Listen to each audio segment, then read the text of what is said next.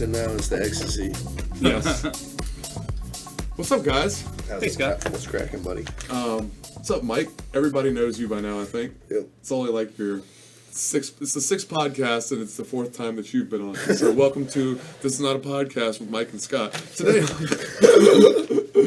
on This Is Not a Podcast, we're talking to my lifelong friend and fellow comedian, Peter Canciglia. Welcome, Hey. Pete. Thank you, Scott. How you doing, buddy? Pretty good. It's good to see you. Thank you for having me on. You're kind of nervous about being on the podcast, but I was like, it's just conversation, man. It is. Just talk. Yeah. We've had plenty of conversations. Yeah, so. yeah. It's like a human thing. It's like, weird. this is just like a writing session with microphones on Facebook, basically. The microphones and the cameras and the headphones does make it a little less natural. Like, you can feel that I'm not just having a conversation. I hear but your just voice kinda- in my ear now. Yeah. As opposed to, I guess, hearing your voice in my ear. Right. It's different. It's like, where do you normally hear it? In my asshole. All right. I'm just in the room screaming in Pete's butt. Oh, boy. He's a Russian spy, too. So, having you on the podcast because you wanted to talk conspiracy theories in this book that you're reading. Yes. So, what is this book that you're reading? The book that I'm reading is called The Franklin Cover-Up. It's written by Senator John DeCamp, that was part of the Franklin Committee that investigated, which many will call the largest pedophile ring on American soil, pretty much. It was swept under the rug. Imagine like the whole, this is what I tell other people all the time, like imagine like the Epstein thing happening before the internet. You know what I'm saying? Yeah, Imagine like right. Sandusky, Yeah. when like literally you only had a few sources out there that controlled the narrative. Now, Right. it's like with the Epstein thing that's going on, that whole hashtag Epstein didn't kill himself will never die. You know what I mean? Right. Like people are going to keep that going forever, you know, Right, until right. there's answers. If only And- they do the same thing with the Catholic Church, right? Oh yeah. Like the Catholic Church too. I mean, like nothing's changed. Like stories come out every day. Like Boston Globe let us know about it, but they're still moving, priests from parish to parish all the time. But yes. Yeah, it seems like a lot of the weird shit like that comes from, like, government, from, like, high-ranking government officials, billionaires, and religious leaders. Mm-hmm. What's the deal with that, with religious leaders and pedophilia? I think that like church is an institution just like government, and I think there's people just like, all right, in like this book right here, there's a lot of good guys in there. There's a lot of people in like any organization. You got people that mean to do well, and then you got people that are just like, how can I benefit? How can I be an opportunist for this? And like pretty much my sick, hedonistic ways, how can I fulfill them? Right, right. How can I capitalize on this position of power that I have? Right. And use it for nefarious acts. And it's pretty nefarious. It gets pretty wicked. But you want me to just start and then we can stop? Like, all right. Jump into it, bud. All right. Key player in the game, Lawrence King. His name is going to surface a lot. Lawrence King, he also goes by Larry King. Not to be confused with our favorite broadcaster, saying not the guy rocking the suspenders and the glasses. Yeah. But Lawrence King was, in the 80s, he was named as the fastest rising star in the Republican Party. He sung at the 1984 RNC, the national anthem. He sung the national anthem at the 1988 RNC. He had these very big fundraising dinners and parties for the richest elites. And he was also the head board member, or the leader, if you want to call it, of the Franklin Federal Credit Union. Now, before anything broke about him being, child molester or child trafficker or any of that, he was, a lot of people were wondering about his spending habits. Like, how does a guy that makes $17,000 a year, how's this guy, throwing $100,000 dinners? How's this guy always, rocking $60,000 worth of jewelry, showing up in a brand new Beamer, a brand new Mercedes-Benz, all that. He, I think, right here I have, and this is from Washington Post, this was in the 90s, and 87 to 88, he spent $146,000 on a floral bill, on flowers. Damn. You know what I'm saying? $146,000. But That was twice his income, his salary, right? More than twice. yeah, and he rented. I told you about this, which I'll talk about the character and involved in it. But someone was caught renting an apartment from him that it was in the Twin Towers in Omaha, I believe, that cost $5,000 a month. You know what I'm saying? Like, if you're making $17,000 a year, there's no way you can afford, an apartment for $5,000.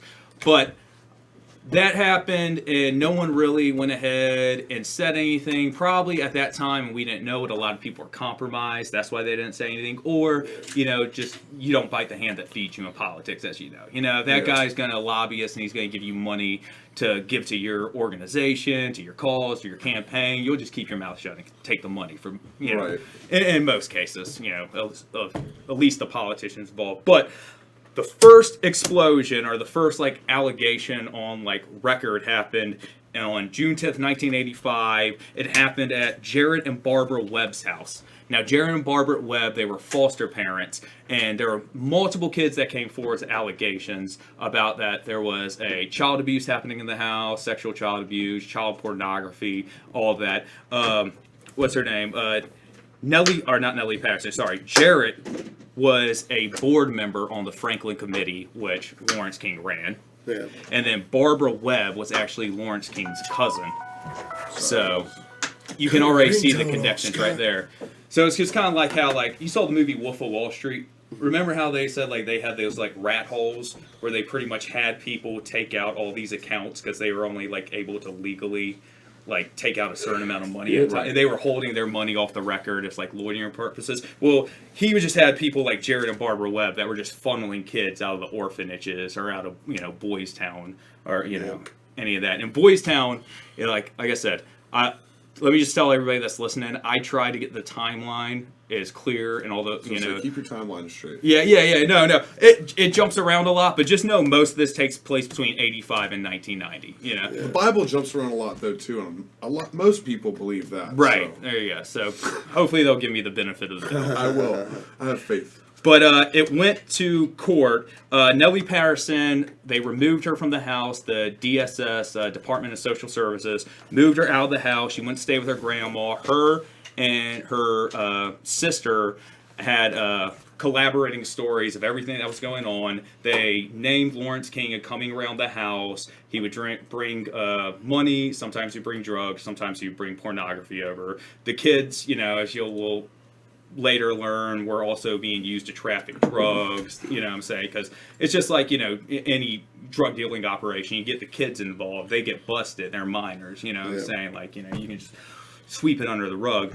But Julie Waters was sent to the court, and she is part of the Foster Care Review Board, and she wrote a report about, when Nellie Patterson, one of the kids that came forward, saying that she wanted to no longer be in custody, of the Webbs anymore. She wrote a report saying that Patrick Tripp, the prosecutor in this case to begin with, was already, coming at her very maliciously with a lot of aggression. One of the reasons being is he is very close friends with Deward Finch, who was the Fort Callum superintendent, and Principal Kent Miller, the principal of Fort Callum High School.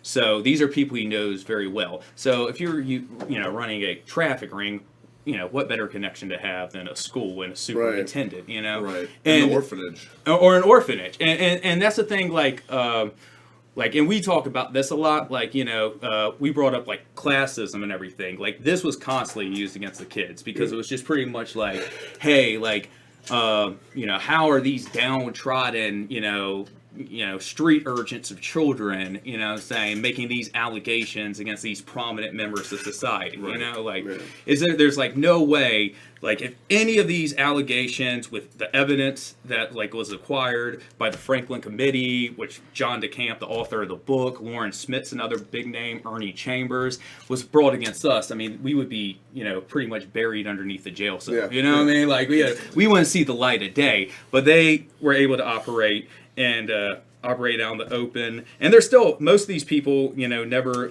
saw justice. In Julie Waters' report, she also talks about how Patrick Tripp, the prosecutor, demanded that she takes a lie detector test, a polygraph test. She took 4 by a state trooper. The state trooper was then told by her foster mother at the time, Catherine Sorensen, whose name will come up because she's part of it, who adopted her and she's one of the people that went public about all these allegations that she was hearing. Given 4 polygraph tests, passed them all, The state trooper even said that he was trying his best to break her, and on record, her report that was sent to the Foster Care Review Board saying that like he believes what she is saying about the Jarretts. Yeah. Now, the second part is this is based around Rusty Nelson. Right? That's kind of a weird name. It kind of sounds like it's made up, like he's a porn star or something like that. But Rusty Nelson. Yeah, I wouldn't trust my kid around a Rusty Nelson either. Yeah, you know what I mean? Like, that's already that's the bad part. It could have been a fucked up porn name. Yeah, if you're not... Yeah, right. Yeah, if you're not a country singer and your name's Rusty Nelson, I don't trust you. You know what I mean? Like, straight up. But Rusty Wilson, it was May 5th, 1988, Omaha PD. They received a report about and I wrote their names down earlier, I can't remember. But a girl was approached by Rusty Nelson about a portfolio. He's a photographer. He's shooting for a modeling agency. She asked, and I think she was 17 at the time, if she could take her mother to the shoot. He said, yeah. While the mother was walking around, she was kind of like, making her way around his apartment, film photography, you know what I'm saying? You know, as young as 10, all that. And then took this report to the Omaha PD. They looked into it. They found out that the place that he was using to shoot all this photography was a place that was worth $5,000 a month, leased by Lawrence King. After 9 days, they went over there, and he's pretty much up and left and vanished. And Rusty Nelson is still alive. He did come out later on. And did a lot of interviews after it kind of like died down in the late 90s, and like went on a lot of like, independent, publicly, funded radio stations, talking about it, kind of saying that himself was being threatened by death. His job was pretty much to go ahead and get pictures of everybody that was involved in these parties, everybody that was around, just constantly compromise people. And not everybody, and this is the thing about it, not everybody that refused not to speak was exactly involved in like acts of pedophilia. Some of them were involved in drugs, but they were pushing, had coke habits and were pushing these family values, or some of them were homosexuals. You know what I'm saying? It's so kind of basically using this person to blackmail politicians. Right, yeah. People. But they knew that if, the thing comes out about the C, A and B are going to come out also. We're all going down pretty much, So, I mean, that's it. A lot of these guys had families, but they're, at that time, homosexuality was a lot less, acceptable and a part of our society. So, that was, a nail in a coffin to a political career for, depending what you ran under. Right. So a lot of these guys want to cover that up. So you're saying that this guy, was it Lawrence King? Mm-hmm. That he was facilitating a lot of these parties, basically, that were having these people of prominence there. Mm-hmm. And then, go on, keep going. Sorry. Oh, yeah. He was just... I'm just trying to make sure I keep it all right in my mind. Facilitating a lot of these. The third one that came out was actually, it was Earl Carmine, who actually took the statement from the lady and the daughter that were at Rusty Nelson's house, the photographer. Took a statement from Loretta Smith was her name.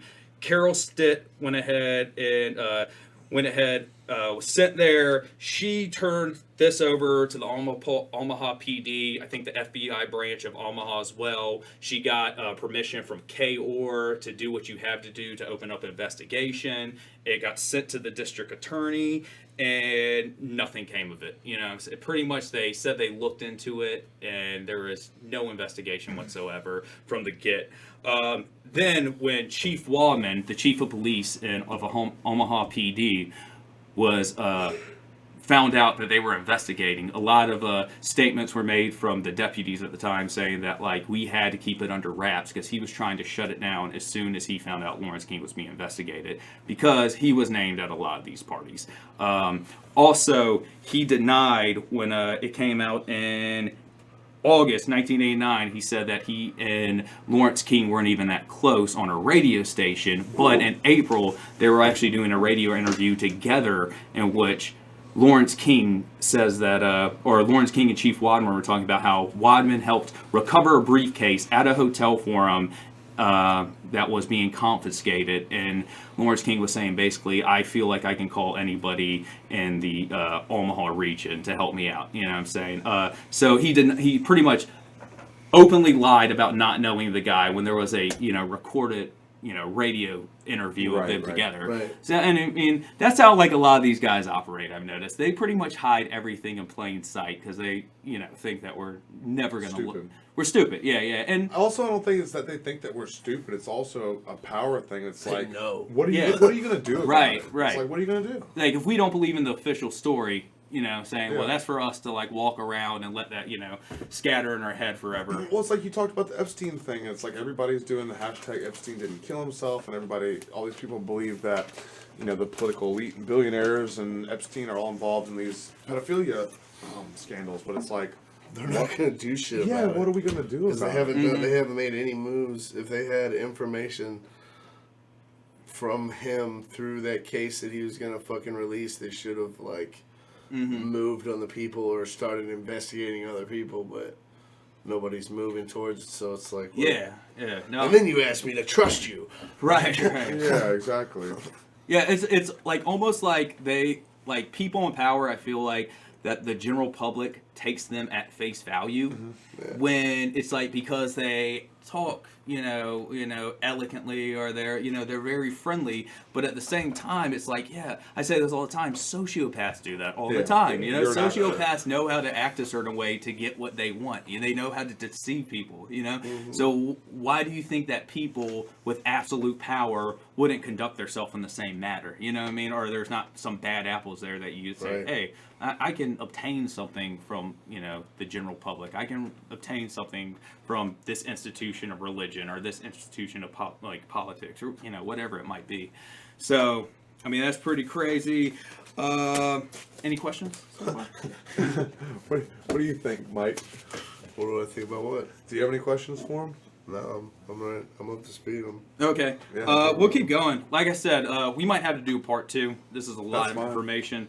But all right, People can also read the book and check out. Oh yeah, please read the book after the podcast. After the podcast, order it on Amazon. It's got a really good rating. If you don't like reading, there is an audiobook. There's an audiobook Right. too. There's plenty of documentaries. I'll actually talk later about the Conspiracy of Silence, which is a documentary that was supposed to come out in 1993, and I can't remember who. Yorkshire Television.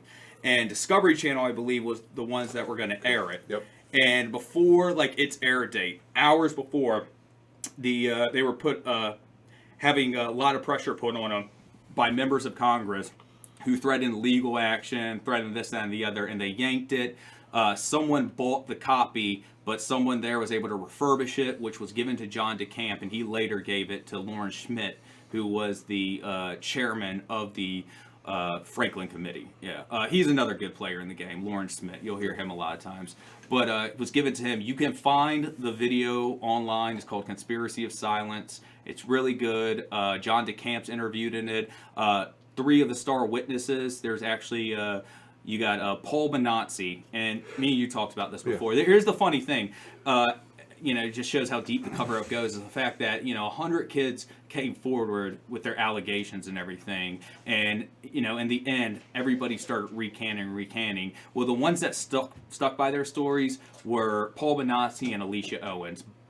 Troy Bonner kind of went all the way to the end with it, but then when he was supposed to testify, they got him alone. He came out, and the way that John DeCamp describes it is, in tears came out and said, I can't do it, man. What I'm saying? They got me facing this. His brother apparently was committed suicide. Not, to one of them. Yeah. Close to Hillary Clinton. Right. 2 bullet hole suicides. 2 bullet holes. Right. Yeah. Like Gary Webb, the Iran. You know about the Iran-Contra, right? Yeah. I'm not even going to touch on it because, but there is certain speculations to the Franklin cover-up and this. Now, if you're wondering why it's called the Franklin cover-up, like I said, Lawrence King ran the Franklin Federal Credit Union, and it crashed in November 1998. It was shut down after the National Credit Union Administration received a tip from the FBI and the IRS about mishandling of funds. They raided the place. They realized that only $7 million were put out in loans, but $40 million were missing, and they could only come up with account for $3 million of the missing funds. So it's like, where did this other $35 million go to? You know what I'm saying? Lawrence King to use the private jets to traffic kids. Another thing is that Lawrence King, he always, whenever he traveled on any of these private jets, he only had like 5. He had always like booked 5 people, but 5 unnamed passengers. You know, so that right there. Maybe they're just high profile people, but it's weird that every time, you know, like even Epstein made people sign a log. You know what I mean? You know, like that's how we know about like Clinton's and others being on there like 26 times. You know, so that log with Epstein makes me wonder about Chris Tucker, because Chris Tucker's on those logs with them. Chris Tucker. Everyone else is like, okay, I can see you being involved in pedophilia and like the whole thing. It's like, you know, Kevin Spacey and the fucking Clintons and people like that, Trump, people like that he was friends with.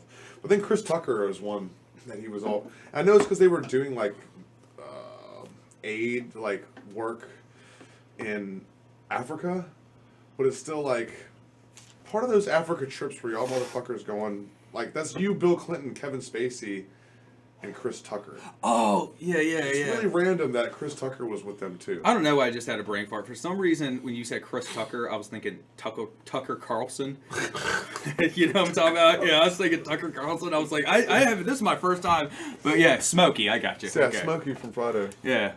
You know, here's the thing though. Like, you can't go ahead and I think sometimes people will go the other end. Well, they'll just see, like, you know, Scott took a picture with Hillary Clinton. He's involved. You know what I'm saying? Right. You got to think, like, a lot of these people are dealing with a lot of big-time, high-profile people all the time. Doesn't mean they're, like, actually involved in this debauchery and this sickness, you know, that's going on. Some of it is just face value. But I would like to know, you know what I'm saying? Like, straight up. And when... That, too, and you can't just think just because... somebody seems like a good person that they're not raping little kids too. Yeah. Oh yeah. Dude, like that's the thing about like Boys Town. It's like John DeCamp even stood by.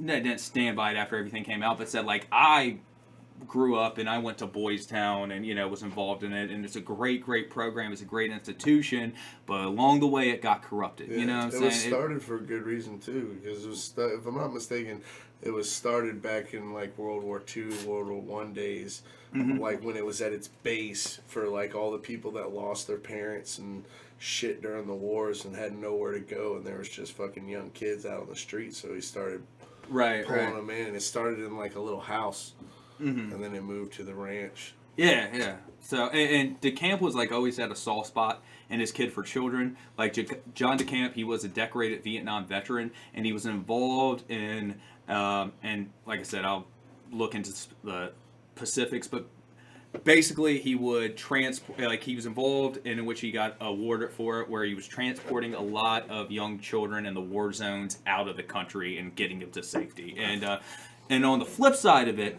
is he was actually an attorney. He was a senator, he was an attorney. He was an attorney for this organization which helped people that were falsely accused of, you know, sexual, you know, acts. Like, you know, say if someone said, hey, you know, Pete, you know, raped me, or he, you know, touched me, he would defend them. So he saw both sides of it. But when he was approached with all this evidence, he was like, there's not a doubt in my mind that these kids are telling the truth. You know, there's too many stories from 85 to 90 of kids in different places and different foster homes that all have the same stories that collaborate, you know, and it's just hard to put it together and, you know, and not think there's something there.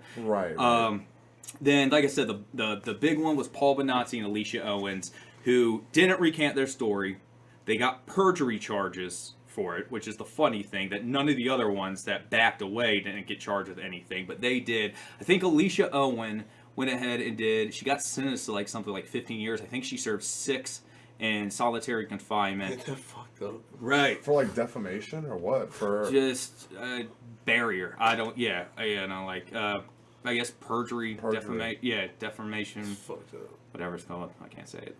But, and then Paul Benazzi went ahead and got the same thing.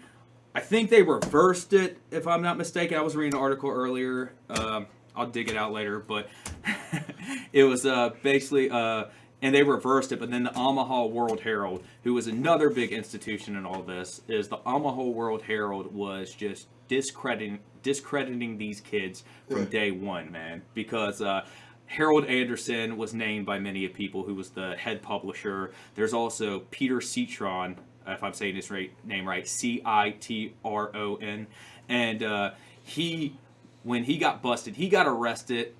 And when they arrested him after the whole thing about the Franklin cover-up came out, is they said that he had 90 allegations in an open file at the OPD of child molestation. You know what I'm saying?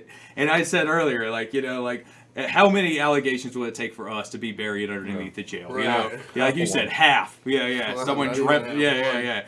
But like, and that's the thing that's like so crazy about all this to me is the fact that, you know, we know these things are really bad, but it's the fact that these people who we trust to uphold, you know, our faith in law, that are supposed to like enforce justice, are the ones that are manipulating it, are the ones that are, you know, coercing people to do what they want. Right. You know what I'm saying? That's what like infuriates you the most about it. Is they're probably never going to see justice at all. No. You know, they you know, put grand juries together to try to indict these guys, and the way the prosecutors presented the evidence was in a way that was like manipulating you to not want to indict them. You know what I mean? They were only showing the jury like one half of the argument. Right. So it just shows you how far that that influence spreads. You know what I mean? And it's no telling. You know, this guy Lawrence King is the one that's like the main one named, but there's no telling who above him was connected, you know, with this shit. Oh, yeah. And, it goes all the way, was it Loretta Smith? She claims that she saw George W. Bush at a couple of these parties, who at that time was the vice president. And used to be the head of CIA and stuff, so it's got CIA ties then, too. Yeah, and have you ever heard of Michael Aquino? No. Michael Aquino, look into this, because this is all documented. He was found at the Temple of Set, which is a satanic cult, and he actually worked very closely with Anton LaVey. I know you know who that is. The head of the Church of Satan, started in 1969 in San Francisco. Well, he was actually for a while part of, like, in charge of the psychological warfare unit within the U.S. government. And he's very much linked into like the MKULTRA, which I mean practices. If MKULTRA in the nutshell, for people that don't know, it's pretty much just brainwashing. What would you call them? You know, just brainwashing. It's also like the men who stare at goats. Yeah, it's like that. It's like psychological, metaphysical warfare. It was the U.S. government was trying to study like mind control and psyops and metaphysics, basically. A lot of it's metaphysical, and there was a lot of LSD and methamphetamine involved in that shit too. That's a lot of electrocution. A lot of electroshock therapy. Right. And because you know when I looked this up earlier, it was saying that there was some MKUltra ties too, and all that was coming back. Everything was coming back to Nebraska and Omaha being the perfect spot because it was the heartland of the country.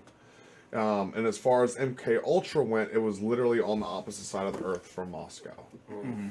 So it's like literally in the middle of the country. Like if Russia wanted It's the furthest away. It's the furthest away from our enemy. Right. Our what we are to perceive as our enemy, at least.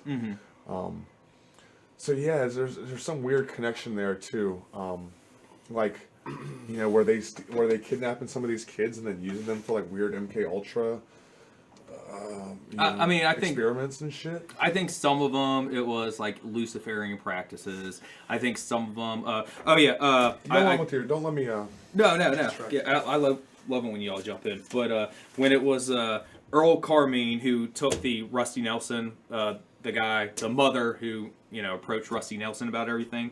Earl Carmine also took from Loretta Smith, and she was the one who was at. He was sent there because Carol Stitt, which I mentioned, along with Dennis Carlson, took this information, turned it over to the governor at the time, Kay Orr, said get an investigation, went to the district attorney. When they had the meeting with them, nothing was done. And this was about like 1988 or something, before I believe the Franklin Committee actually, they they formed, you know.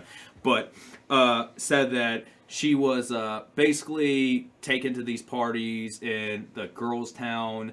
Her and Nellie Patterson both talked about how Lawrence King would throw parties there, and a lot of times it'd be a bunch of young girls or young boys and 30 adult men walking around. They would all sign in, and a lot of them would receive invitations either through phone call or through the mail about coming to his party. And I think it's just like, honestly, I think it's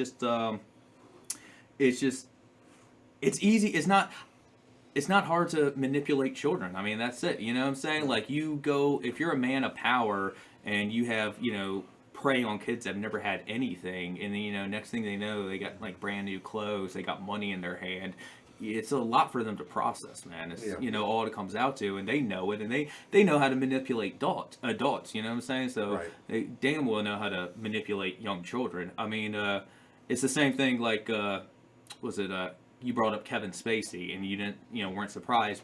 Well, I'm not surprised either because, he's very close with the director Bryan Singer. Has that name ring a bell with y'all? Bryan Singer directed he directed Bohemian Rhapsody, the first half of it. I think he got kicked off the second half because around that time allegations were surfacing. He also did a few of the X-Men movies, but dude, for years, multitude of parties he had. And I've seen some of the pictures. Is that the Guardians of the Galaxy guy? Wasn't the Guardians No, of the you're Galaxy? thinking James Gunn. Didn't he get accused of some weird shit too? I think his was more about like a unflattering tweet that he put out years ago or something. Keep going about the director. But yeah, anyways, Bryan Singer was one of the guys, and they another documentary I know I talked about. I'm all over the place, but hey, this is the rabbit hole, man. There's plenty of different paths to take. But Bryan Singer, he was a very big focal point of this documentary. It's free on YouTube called The Open Secret, which is all about pedophilia in Hollywood. Is all it's about. And I mean, dude, if you want to talk about a grooming ground, that pedophiles use, Hollywood, man. You know what I'm saying? Weinstein, it does not stop. The age goes lower than Weinstein. Weinstein does some stuff, but I mean, there's a lot that with all this stuff about sexual allegations being taken so serious, I just don't know why Bryan Singer isn't like being brought up in the news more. Well, the Spacey accusers were, the first one was like 15 or something, right? I mean, he was a grown man when he came out, but I think he said he was like 15 or 14 when he was at that Hollywood party that whatever the fuck happened. Mm-hmm.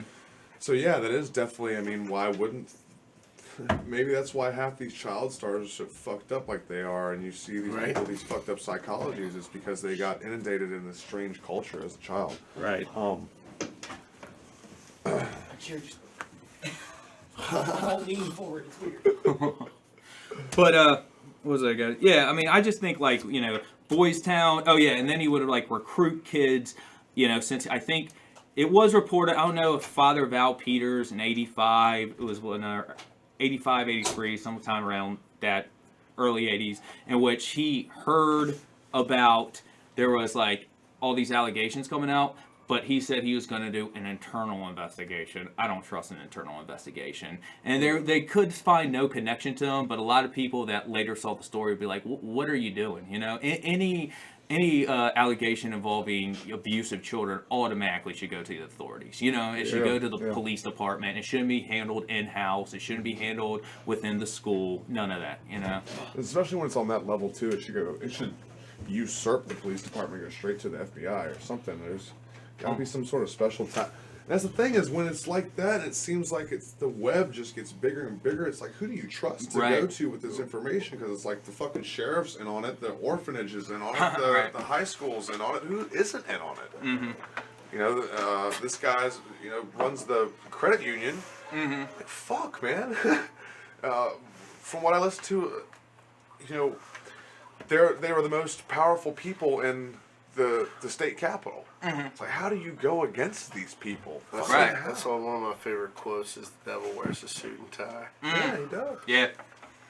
The devil. Hey, you guys ever watch The Rock and the Kevin Hart in the movie and fucking wonder how hard that fucking dude's dick gets? I like how you put Kearns on with no warning. You're like, here's Kearns. You ever watch Jumanji and be like, dude, I wonder how fucking hard those dudes' dicks get when they're together? You know who it is, I right? bet Kevin Hart's is a lot harder, but fucking Rock took steroids and shit, and that fucking ruins the hardness of the dicks. Kern, who do you think is the biggest pedophile in Hollywood? The biggest pedophile in Hollywood, God, man, I think a lot of them are, if we're being honest. Right. Like, You spent time in I California. think there's some. Look, man, I'm fucking very hip to conspiracy theories and shit, and I think that there's a lot. That whole entire Epstein killing, and Sandusky, and I think there's a lot of that shit that goes on with a highly elite people, and I don't know why. But I'd rather be a poor fucking sack of shit than a fucking evil prick. You know what I mean? Yeah, straight up. I think that Epstein knew a lot about a lot of fucking important people that would blow your mind, and that's why we'll never know. And and that's why they do distraction tactics like, think about this, gun rights, gay marriage. It used to be gay marriage. Like, anytime anything important would be happening, people would be like, oh, gays are getting married, instead of paying attention to the real shit that's going on in the world. Like, I think personally we're fucked, man. Like, the only thing that can save us is love, and there's not a lot of people that have that. I agree. Right. Yeah, yeah. We could end the podcast now. Straight up, that was It went dark, and then it got all like feely, you know. I never expected Kearns to say such hippie bullshit. It's all about love, man. With love, What are man. about? What do you about expect me to be mushrooms? like? Nah, man, you know how many dicks are hard? Fucking 14. 14 dicks, motherfucker. Fucking, no, man, I think, man, I got feelings.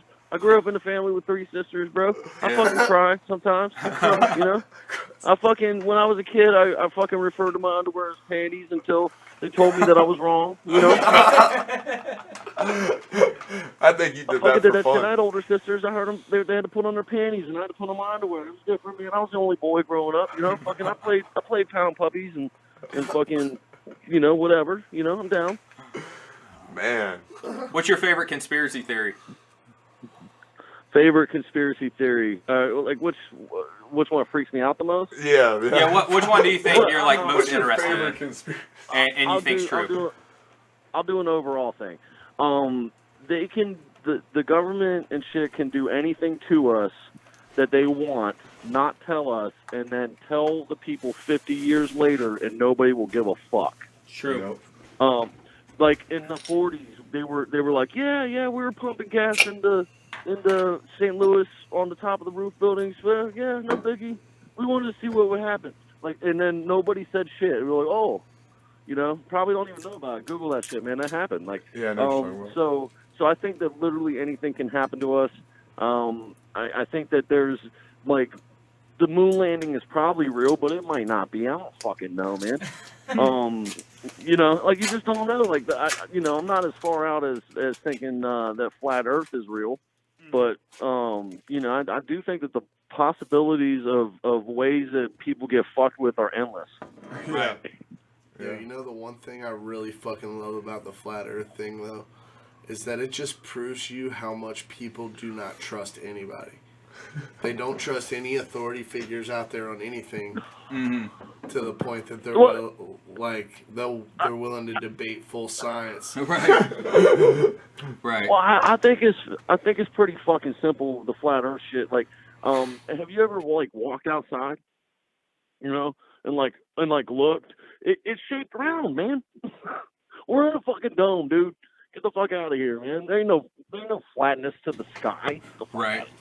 Yeah, when you were talking about how overall how something could happen 50 years ago, and then 50 years later no one will care about it because it just doesn't get talked about. We were talking about that earlier, how the case we're talking about is basically about the short and sweet of it. I don't know how long you've been listening, but it's a big child trafficking case. I don't fucking listen to this shit. Okay, well then I'll tell you in a nutshell. It's the big child traffic case that happened in Nebraska that led all the way up to the Bush-Reagan White House, ties into Iran-Contra and all that. But I was telling Scott how imagine the Epstein happening before the internet, when people could communicate with each other, when you were just relying on a few tabloids and a few news organizations to control the narrative. It would have been so easy to bury a story back then. It'd be unbelievable. Well, I mean, the story is basically buried now. We all know about it and don't do shit about it, man. Right. Exactly. That's the thing is like, that's why Richmond today was encouraging to me because not only are they taking away our rights, and it's not just about guns. The guns is just a secondary thing, man. What they're doing is they're making it so that Northern Virginia can control all the votes. The Electoral College is an important fucking thing. It means that the backwoods yokels can have a say, which is most of the fucking country. Right. If you drive it, you'll see that. So now, like, where we're trying to head is like Northern Virginia is going to just make all the rules. They were also trying to push in governor's terms in Virginia will be 8 years. That's nowhere else, man. Fucking what? So that means 2 terms. That motherfucker's going to be our governor for 16 years. Get the fuck out of here. We're screwed as a society, man. Unless we change some shit. And the reason why they want to disarm us is because we've already won it once.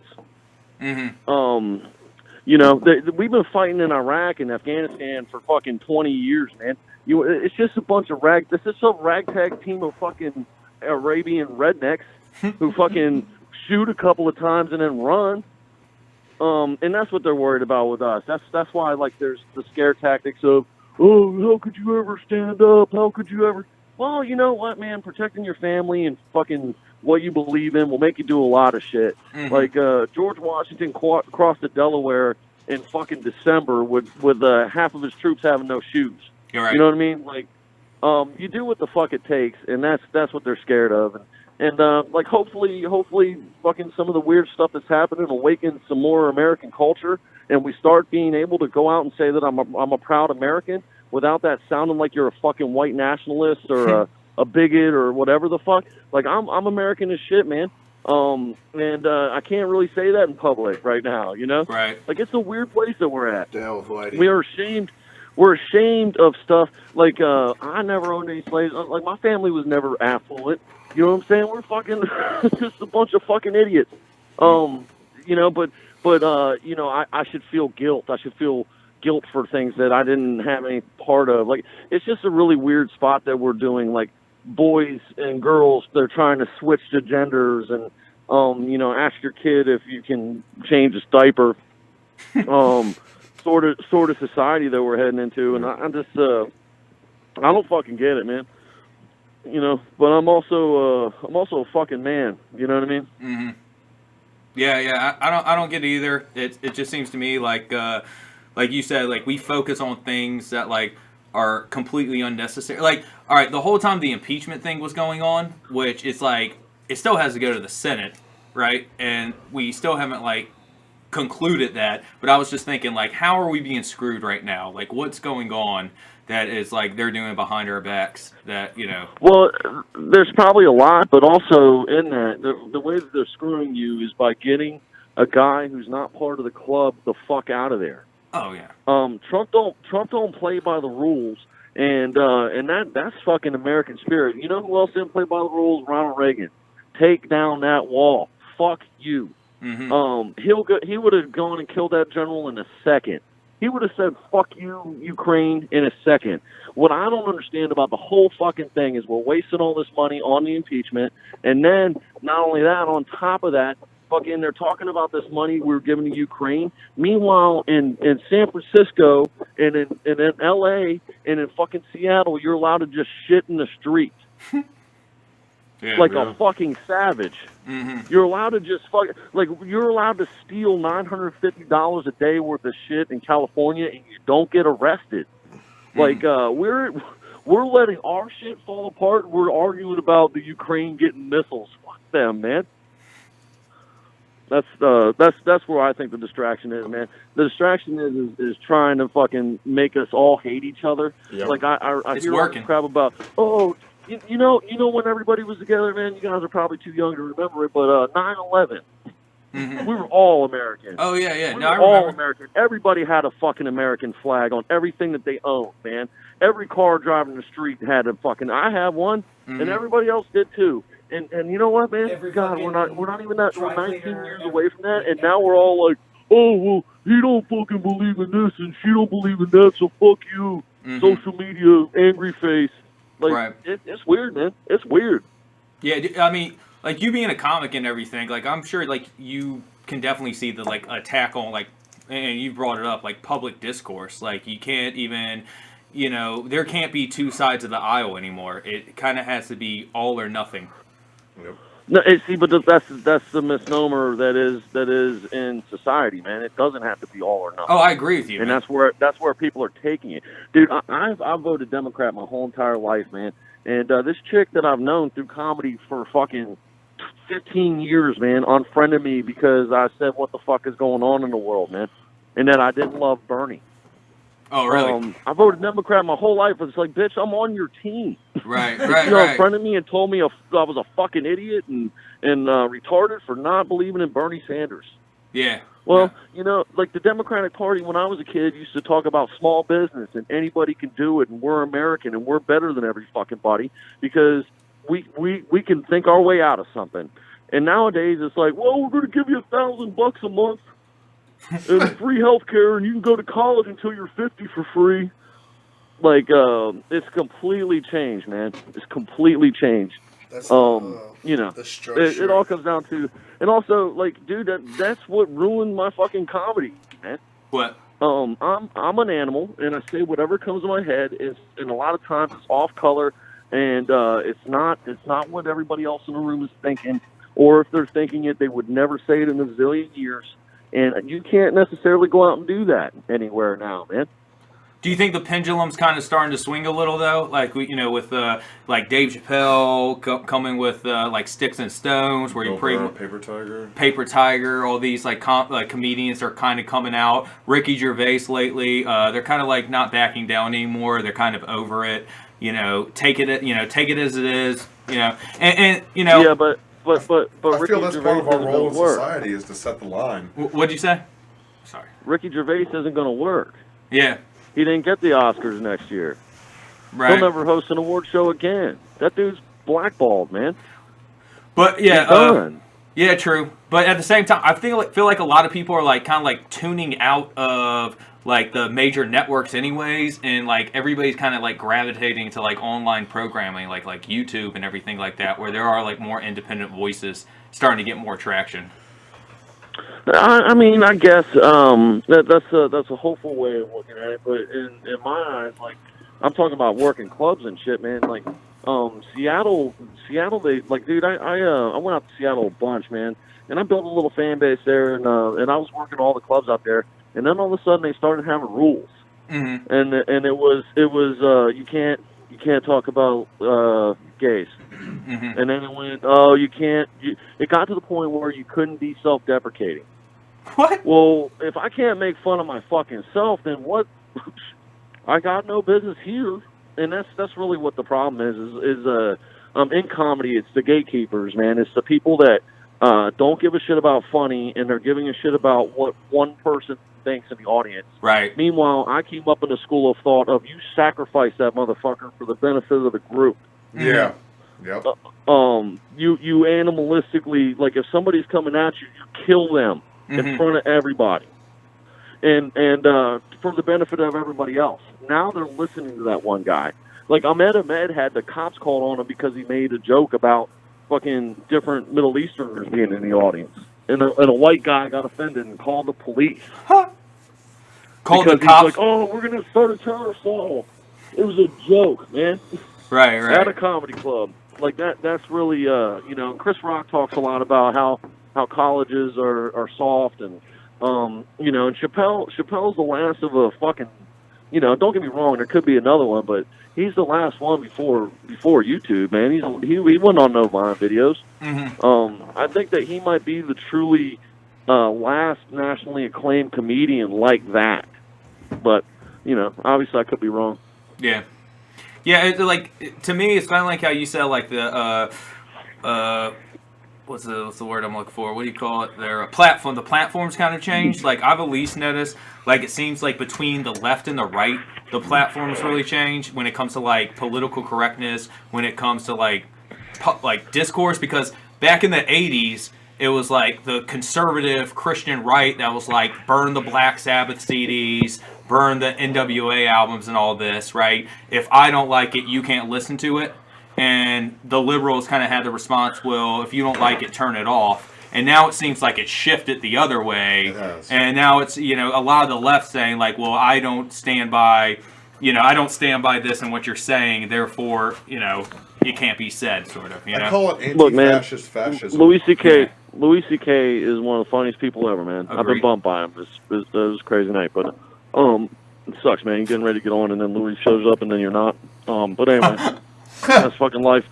Louis C.K. was jerking off in front of chicks that he told he was going to jerk off in front of. He didn't rape them. He didn't touch them. He said, "Hey, you're in my room. I'm about to jerk off." Mm-hmm. And then he fucking jerked off. Maybe I'm twisted, but I don't see much wrong with that. No, I don't either. Sarah Silverman thought it was funny. Said she would laugh at it. Yeah, Sarah Silverman said she was there several times. Yeah. And he always announced it. You know what's up. Like, and I saw a meme the other day of some older actor said that they used to know what it meant to go up in the hotel room with a Hollywood. Oh yeah, Kathy Bates. Yeah, Mm-hmm. I mean, and that's truthful stuff, man. We're in a weird part of society where it's like they're trying to make us weak and trying to make us think that we need help and we can't do anything ourselves and make everything scary. Yeah. And I think robots are going to take your jobs. Get the fuck out of here. Who's gonna oil the robots? The robots. Yeah, that's real shit, man. Like who's gonna fucking make them? Who's gonna fucking develop the robot? Okay, whatever, man. We would find something to do, Right. and that's what America was built on, and that's where we've kind of gone astray too. Like that's why open borders shouldn't be a thing. We used to fucking handpick motherfuckers. We're like, oh, Einstein, you're one of us. Dude. Get over here. Oh. You got to get over here, smart guy. We also And now we're handpicked like, hey, Operation you cut Paperclip, grass? who are a bunch of Nazis, though, too. So don't forget that part. Yeah, I mean, it's true. But now it's like, hey, man, you cut grass? And you'll vote Democrat? Come on in. There's some truth to what you're saying. Yeah. Don't get me wrong, man. I'm a fucking crazy person. I spent 10 You're a years comedian. of life on the road, man. Yeah, I think, like I said, like the two sides of like the aisle and everything, it's like either there's no room for any nuance anymore. It's either all or nothing. You're either extremely all in this way, or you have to be extremely all in this way, and you can't just stand in the middle. Be like, you know what? I kind of see where this guy's coming from on this side, and I'm going to come to my own conclusion. Like that's not accepted anymore. No, because first of all, you can't be apolitical because then you're making the choice to not make a choice. Now you're the enemy of everybody. And it's the same way if you choose to be moderate and go, well, I can see his side of things and I can see her side of things. Right. Well, now you're fucked by both. Both don't want anything to do with you. See, but the thing is that I like that. What? That's how you Being learn moderate? shit. You learn shit from other human beings. Oh, yeah, by yeah. having conversations. Yeah, exactly. It's important I enjoy those. I welcome those. Mm-hmm. I want those. I want somebody to change my mind, and I'm willing to have somebody change my mind about shit. But also, like, that's where I'm a bit of an outcast just in life, is because I believe that. And that used to be how we ascertained. You talk to your parents about it, or you talk to your fucking whoever, and then they would give you their opinion, and you would read about it, and you would come to your own conclusion.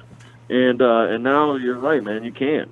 Oh, all right. Here, it's like that just made me think of something. I think the thing that's like the most powerful tool, yet it's been the most detrimental weapon to just modern cognitive thinking, is the internet. I mean, what easier way to surround yourself in an echo chamber? You can put yourself in a bubble. You can pretty much edit everything you want to see, and you can surround yourself in such a way where you never have to see another side of an opinion whatsoever.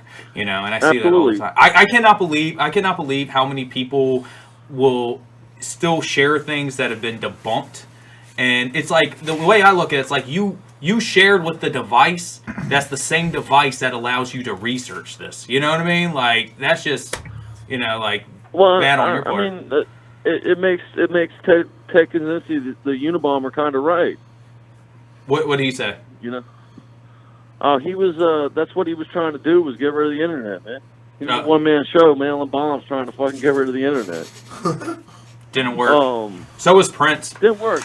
See, but I'm so weird, and I think all the time, man, and that's part of being a fucking comedian.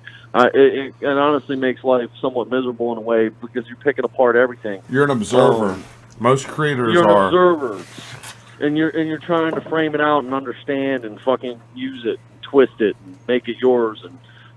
But, I don't know that we don't get so far as a society and then fucking start over. And I don't know that doesn't happen. Like, like Terminator 2? Like everything's going to be set ablaze, then we're going to build up? Like we're all going to fucking die of heart disease, man. Not as dramatic as Terminator 2? No, the big McDonald's plot to that, kill the world. The big McDonald's plot. I'm just saying, man. Like, who knows? Like, that's the really interesting thing about that. And then also, like, I'm interested in the fact that there's a lot of scientists that believe in alternate universes, and I think that if that theory is true, man, that's kind of a fucking badass thought. That somewhere out there there's a successful Brian Kearns, There's probably also a Brian Kearns out there who's addicted to smack, though, too. And likes dicks in his ass. Yeah. So. Yeah, he probably has way more fun. He probably fucking bangs hookers and fucking smokes meth and doesn't give a fuck about having teeth. He doesn't give a rip. That dude rocks. When are you coming on the podcast, man? Listens to fucking Nirvana and fucking beats off while Louis C.K. is playing in the background so he can be in the room while you're doing it. I usually just beat off in the mirror, so it's like I'm my own Louis C.K. Hey, man, when you coming on the podcast instead of calling in? That's a weird question to ask me after you talk about beating off in the mirror, Scott. Hey, I beat off in the mirror, man. When you coming? Wait, check. Never. I'm always calling in. Man, I got a kid, man. He's beating off right now. What are you talking about? Get that guy from New Zealand. Day, man. Then I would come in. Well, are you coming to the open mics? Pete's hosting at Rec Center this week. You gonna come talk about conspiracy theories? I mean, I wouldn't talk about that on stage, man, because that's polarizing shit. See, but this is something we wanted to get into. Is like, and you already know this about me. Is like this is weird shit that I like. Conspiracy theory stuff is some of the stuff that I believe is true, and I'm, for lack of better terms, I'm self-righteous about and have messages that I want to spread.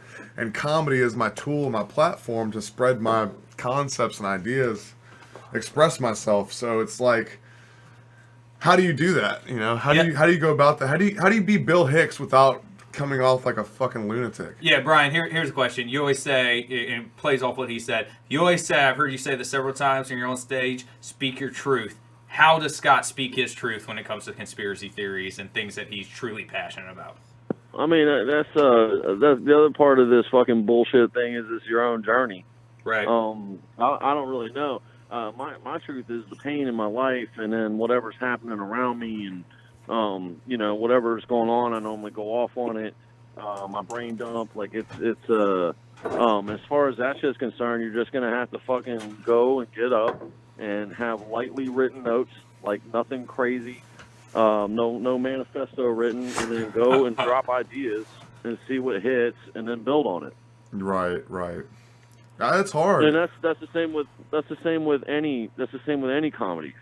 You're trying to find that one fucking thing that hits, and then you're taking it and you're dissecting and you're trying to have it hit with less words.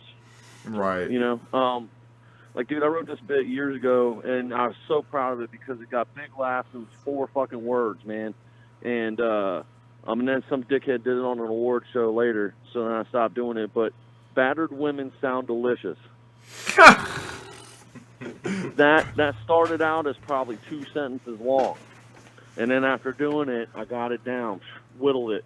You're constantly whittling away words to fucking be able to strike quicker with the laugh. At least when it comes to joke structure. With me, I don't even know what the fuck I'm doing. It's almost like it's like I'm levitating. I don't know what's happening. Like, a lot of times people will tell me that I said something and I don't even remember saying it, man. And I'm like, damn, I said that? Oh. Whoops. You know, like, I don't know if you guys were at Central Station when that dude talked about being molested, and then I talked about it on the other end. Yeah. That was the same night that a buddy of ours drove out a few people with his very blatant. No. It was the night that David Robinson has a story that he tells about getting his dick sucked by a 15-year-old when he was 11. Yeah, I've heard that. And and I went up there and I talked about how I was 16 and I sucked this 11-year-old's dick. And I probably did 5 minutes on fucking. I described the trailer we were in, and I talked about how he couldn't come. So that wasn't something I fucking planned. You know what I mean? Mm-hmm. That was something and that's also something that would get me in trouble. You can't just go do that. And that's, you can't do that in a regular fucking room, or if you do, you're going to kill with the audience, but the booker ain't fucking having you back. Right. Also, like, you guys are going to work your way up to be a feature act, and you can't be too good. Like, it's a weird balance, man. You got to fucking intentionally fucking muff some damn kicks out there and not crush hard so that the headliner doesn't complain about you. Right. It's like you gotta kind of split punches. Like I started fucking tearing motherfuckers up, and then they started saying, "I don't want to work with him, man." Do you view that as pettiness, kind of? Like, fuck yeah, it's petty, man. Yeah. Do you ever deal with that in rap? Oh yeah. Like, what's your response to this? Don't you just do you ever tell them you're just being petty, or it's just kind of like the game you got to play? It's a game you got to play. Yeah. It's a game, man. I got fired from the Improv for saying "come." What? And I asked both the owner and the manager before I went up there if I was allowed to do whatever. And I got I was supposed to do 15 in front of Judah Freelander, and I got hooked at 6, man. Mid-show, fired me. Out of here. Can't do that. Just for saying come? Do what? Just for saying come? Yeah, dude. I said come. Yep.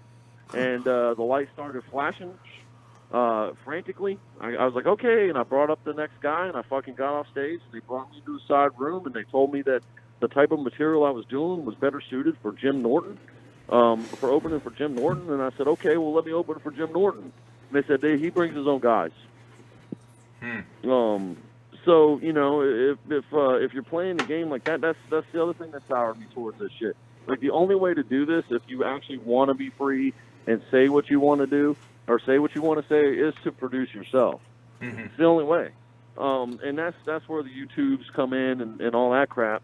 And sharing shit on Twitter, and, like, you know, somebody told me a long time ago, treat comedy like a business. And I thought, well, I am, man. I fucking email every day my avails, and I fucking sell T-shirts and shit after shows, and I'm a fucking business. Well, now I own a business, and now I understand business. What I was being told was, you sponsor fucking ads on Facebook. You put a fucking video of yourself crushing puss, and then drop dollars on fucking on getting it out there. You have products for sale after it. You treat it like a business. So it's an evil motherfucker, man. Stand-up comedy is a commitment to a punch in the face. It's two-sided. Like, when I first started, I was like, man, I just want to be able to hold somebody's attention for 45 minutes. And then you get to do it, and then, you know, you start fighting the other fucking battles of, like, who's going to put me on their stage? Did I do good enough? Am I good enough to come back? And that's where I'm done in life. I'm never going to fucking curtail to another booker and be like, am I good enough? Fuck you. I can't do it, man. I'm too old, man. I don't have it in me. So I love talking about comedy, though. So I don't know any more questions, man. Is there ever, like, I was going to ask this because you were talking about the one bit about, like, blowing an 11-year-old, and is there any, like, ever a point in that you get in your career in which Like, you can get away with, like, if you're a Louis C.K. because, when you're like, Louis C.K. and they're coming to the theater to see the Louis right, C.K. show. because, like, his SNL, like, monologue that he did about, like, you know, fucking a young, like, kid was pretty brutal, but, like, you know what I'm saying, that wasn't the career ender right there, you know what I'm saying? Like, there was no outrage mob after that set, so... Well, Scott had it right, man. It's who they paid to see. And the thing is that I get away with a lot more shit in an audience than a lot of people do. I don't know how. I think it's because I deliver with a smile, and I've already probably shit on myself so much that they're like, all right, I'm going to ride along with this dude. Because you can feel your depression from the crowd. It just radiates. Yeah, I mean, that's probably true. And, I'm not trying to be mean or a dick or funny or anything. It's just you radiate a certain energy and, like, it's real. As opposed to when I get up on stage sometimes, like, you can feel that it's false. Like, I'm not really happy. Yes. I'm not really... That's what I keep trying to beat into you, man. You get up there, like, you're real off stage. You say shit to me. It makes sense. It's funny. And then you get on stage and it's like you're running a pet store, man. It's like, hey, welcome to fucking PetSmart. Yeah. Scott. Yeah, man. All right, my dog. Like and that's really what you're trying to work through, is getting to the fucking point where it's like, I am me because fuck everybody else, and that's probably what you feel for me. And crippling depression. But that's honestly lighter than it's ever been my whole life. Like, like a lot of people are like, you can't take breaks from comedy, blah, blah, blah. It's fucking no, you can't. Sometimes that is the best thing you can do for your growth. And it's weird to say that, but, a tree don't grow in the winter. So, I went from doing 300 shows a year to fucking none. You know what I mean? And, it's just, I tell you guys, this is when I call in. It still fucking pecks on my shoulder, but it's an evil bitch, man, and you gotta fucking make right decisions, and when you're a young kid, you don't. Like, when I was out in L.A., this dude called me up. He was like, "Hey, Brian, man, can you go out and fucking be in this Funny or Die thing? It'll get you in with them, blah blah blah." I didn't know what the fuck Funny or Die was. So I was like, nah, man. And I smoked weed on a porch. And I should have went to Funny or Die. You know what I mean? Like, you think you're like, I don't know what the fuck that you think. But then also you'll make the wrong decisions. Like, I'll go do that no matter what. And you end up driving to New York City or fucking Long Island. It takes you 11 hours to get there for 1 minute of comedy. And you lose to a dude who just started because it was fucking audience vote. And they clapped for their friend. Right. Those are some of the experiences that you guys got to have of, like, really immersing yourself in the beating. And if you have family that lives in a different city than here, then say, hey, can I crash on your couch? And then fly there and fucking or drive there and then hit their open mics. That's the other thing. Like, before weed went legal, that's what I would do. I would go to a new place. Even if I was featuring the weekend or whatever, I would go to the open mic first, and I would say, "Who's got weed?" I would fucking tell a couple of jokes at work, and then I would say, "Who's got weed?" And by the time I'm getting off stage, somebody's fucking handing it to me or telling me who has it. Right. Like, weed is the currency in this shit. I remember you telling me that. You were like, because I smoked with you outside of one of the clubs before, and you were like, this is pretty much all it is at the Comedy Store. It's like you just hang out with other comedians and smoke each other's weed. You smoke weed, man. You bring your own and you fucking smoke it, man. And, man, like, I smoked with fucking Leslie Jones, man. She was a fucking Ghostbuster. Yeah, I smoked with her a lot, man.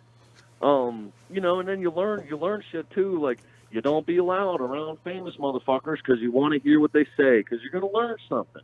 Right. You learn about, like, if you guys are new in the game, you got to watch as much of this shit as you can. And it's not even about, like, you got to watch their specials, but then eventually you're going to have to go watch them work it out and be like, oh, like a whole nother thing clicks. Like, right. when I first went to LA, man, I was straight joke telling, like a fucking robot, and never stepped outside of my comfort zone. And then out there, it forced me. because it's 2:00 in the morning and there's fucking 3 Norwegians here. They're not going to laugh at my Victoria's Secret joke. I better fucking find a way to connect. Like it's a journey of being you, and it's connecting. Yeah. And that's really what's hard to do if you're not genuine on stage. It's hard to connect. It's hard to fucking connect with the dude who's fucking telling me bullshit, because most people read bullshit. Yeah. You know. No, that's what I was saying. That's why I think you present so well and you're so funny. Is because you can't read bullshit on you. You're the same person that I was outside smoking a cigarette with. You're just on stage now with the microphone. And I'm trying to get to that point too, because I do lift like a barrier or something as soon as my foot hits the stage. Yeah, we talked about that, like, you know, like you described it the best, like that veil just kind of comes up.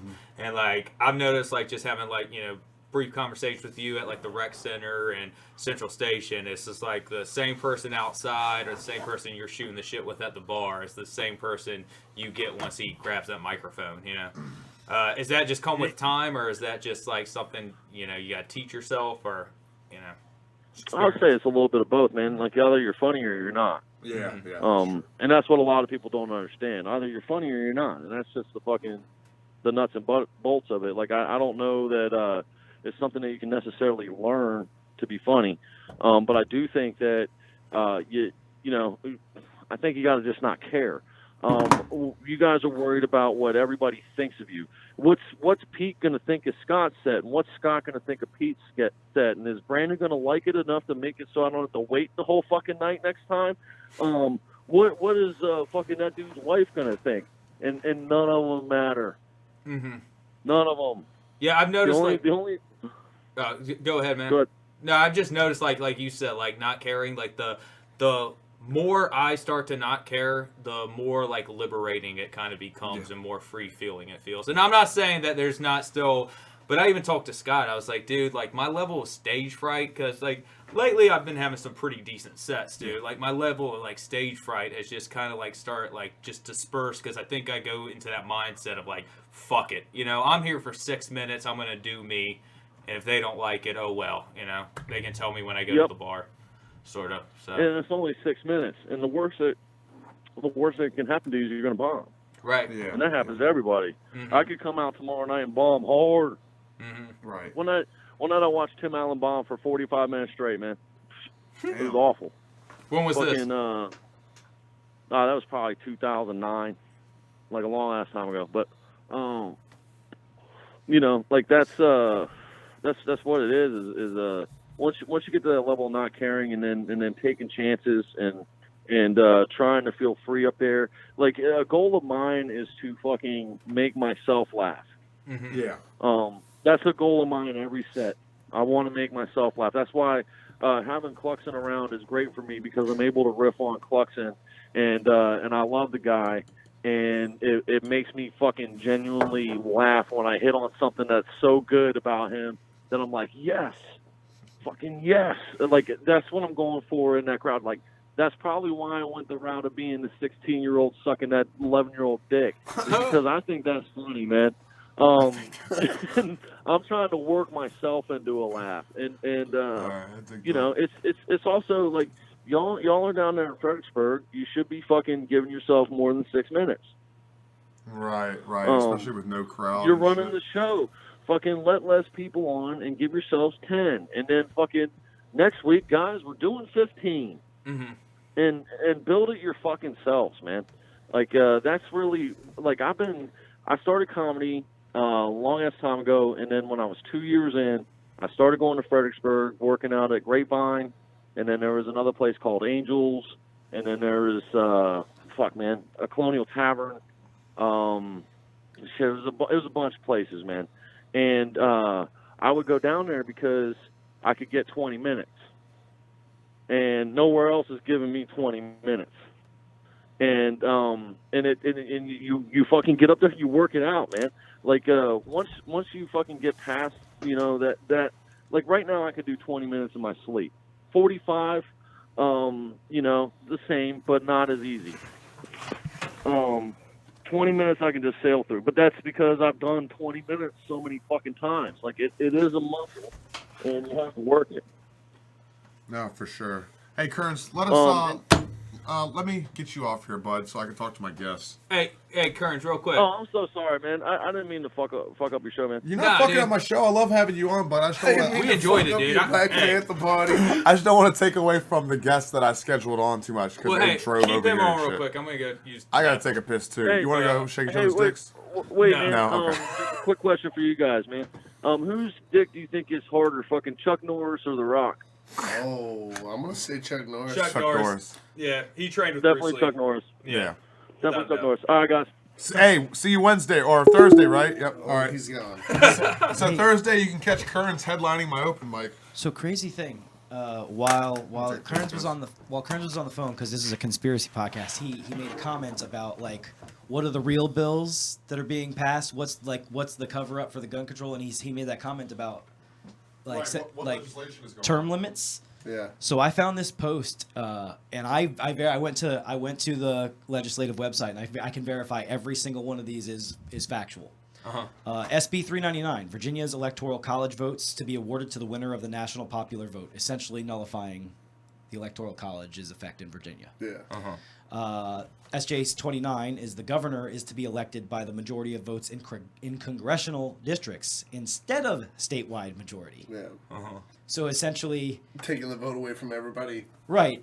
outside of the higher. We create an electoral college for Virginia, but Virginia itself is no longer part of the electoral college. SJ 14 restores voting rights to convicted felons. SJ 8 allows felons and those declared mentally incompetent to vote. I looked every single one of these up. These are legit. What site's that from? I want. It's lls.gov, lls.virginia.gov. It's Virginia's legislative information system. Okay. It's a government website, and it has each bill fully written out. Yeah. Okay. And you just look for the 2020 session. And then SB 65 eliminates photo ID requirement for voting. Which is crap. That's insanity. Yeah. And SJ 6 is the one that Kearns was talking about. Increases the term limit of the governor from 4 to 8 years. Yep. So it wouldn't be 16 years. It would be 8 years. So Yeah. doubling the term of the current. So. Huh. But yeah, those I went to the Virginia Legislative Information website. I went to the 2020 session, and I looked each one of those bills up and read them, and they're all legit. Yeah. Some of them are less concerning than others. Yeah. That too. But certainly deserve as much reporting as the gun legislation. How yeah. come I haven't heard of any of these? Right. Yeah. That's crazy. Especially the one about flipping the electoral college stuff around. Yeah. Right. That's wild.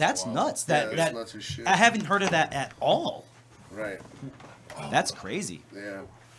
And that's the other thing too with like going to the gun legislation itself is like that the main concerning thing about that one is they labeled it so loosely that it literally included everything from like a pistol that can do more than 6 shots. it's not even that a pistol that has the ability to hold more than 10 shots, which that means any pistol that has the ability to put a clip in it.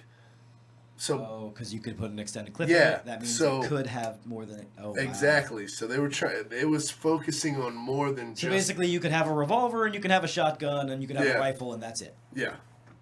That Pretty they're basically taking us back to colonial times. Yeah. That's scary. I'm not a big gun guy. I've never really owned guns, but I still Yeah. understand their importance in that.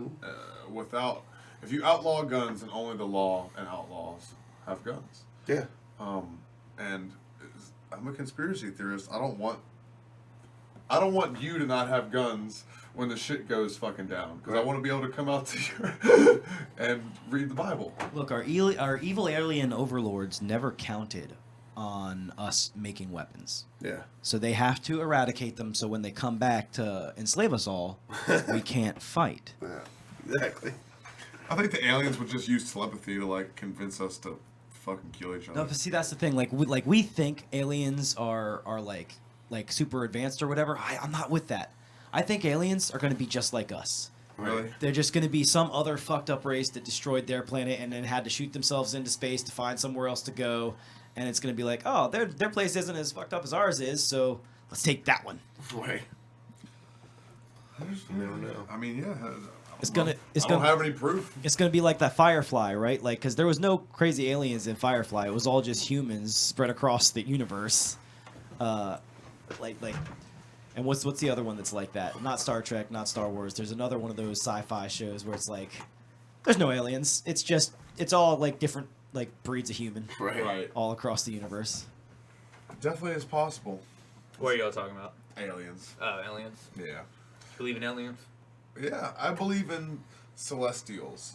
I believe that what we perceive and see as aliens are actual celestial beings. What's something you would Angels? encounter in the DMT realm? Angels, Like demons, whatever. That's what that's associated with. Mm-hmm. It's just like some DMT shit. Yeah. Right. And plus, Yeah. alien, if I'm not mistaken, alien just means something foreign, right? Yeah, that yeah. you don't exactly know. Yeah. It's the same like UFO. Right. Like unidentified anything that's flying through the sky that you can't quite see is technically a UFO. Right. Because you can't identify Yeah, the motherfucker. yeah. So like, What did you think about everything Kearns had to say? I feel like you got really cut out of that conversation. But how much of what he was saying about being a performer ties into being rap, or how much? Because you've been rapping for longer than Pete and I have been doing comedy. So what kind of advice could you give to well, us? he's definitely right on the. It's almost like when he was talking about your breaking your, getting your stage presence, basically, as I would call it, which is that whole like not giving a fuck once you, because like once you get to a certain point of not giving a fuck while you're on stage, you get comfortable with what you're doing. Mm-hmm. And comfort's everything, because everything, when you're comfortable, everything comes out not forced. Right. It feels good, and people can tell that it feels good to you, so it makes them feel good as well. When you're comfortable, the crowd can feel you're comfortable. When you're Yeah. tense, they can feel you tense. But like he was saying, that's a majority, like being a heavy equipment operator, we call it having ass time. It's just about getting in that seat and doing it so many times that you're comfortable with it. Right. And the more you practice and the more you have different stages, the more you break out of that little shell and you get your own comfort. And then it comes to like, because I remember when I first started fucking rapping, man, I still get like little shocks of stage fright right before I'm about, like, right when they say my name, I'm like, oh shit, here it comes. And Oh, then, yeah. And then, but like right when the first beat hits, it's like, oh wait, yeah, that's right. This is the thing We I do this every day. Like, How long ago what was the first time you stepped on stage for like an open mic to do? oh, like, Jesus. It's like 7 years ago now. Damn. Where at? Where was it at? Fucking the Irish Brigade, Colonial Tavern. The one you told me about that they Yeah, they kicked us out. So wait, did they kick you out for your first mic? No, not the first Okay, I was one. about to say. And they actually kicked. They fired the guy running the open mic and kicked us out the same day. That makes sense. Yeah, It's good that times. was fucked up. And then they stopped doing open mic rap down there. These goddamn white kids and their hippity hop down here smoking weed. And Yeah, man, I think, like, going off what he said, like, everybody just has more fun when they realize you're having fun. You know, it damn straight. Because, like, I have more fun when I just am, you know, freely doing it, and I'm having a great time, and then when I know they're having fun by me having fun, it just Yeah. makes the whole experience better, you know? I like the advice that he gave. Try to make yourself laugh. You know, already as a writer, I'm writing for myself. Yeah. You know what I mean? Like, I'll say shit sometimes and burst out laughing. My roommate's like, Right. that's not funny. I'm like, Right? it's fucking funny Oh, to my me. God, dude. And it's not all one the of time, those. like I'm like some sort of maniac in a mental institution or Right. something, and just laughing at work. And that doesn't mean one of those fucking fake setup laughs either. Like, cause I've heard, who was it? I think it was Rogan talking about the fake setup laugh. I noticed them before, but I never like realized what it was. It's like that, like a comedian's about to go on a joke and they give a little like. Right. Like give like a little chuckle to insinuate whatever's coming is It's like gonna be funny as shit. It's like, I think his advice was more about legitimately make yourself laugh. Yeah. Because when you get like somebody like Joey Diaz on stage and you can tell that motherfucker is dying laughing at something he just said. Or Louis C.K. Yeah. He's classic on that. Yeah. Anybody that like legitimately cannot hold the laughter back at their own joke. That shit gets you more than anything. Yeah, like Chappelle's new special. Remember when he like drops the mic in the middle of the stage and then it runs back and he's like cackling? Then like I feel like that was sincere. You know, that wasn't part of the act at all. Chappelle frustrates me a little bit though. What was this? It was the special he put out, not the last one, Sticks and Stones, but before that he put out the one that The was like bird theory, right? Yeah. And he did the set.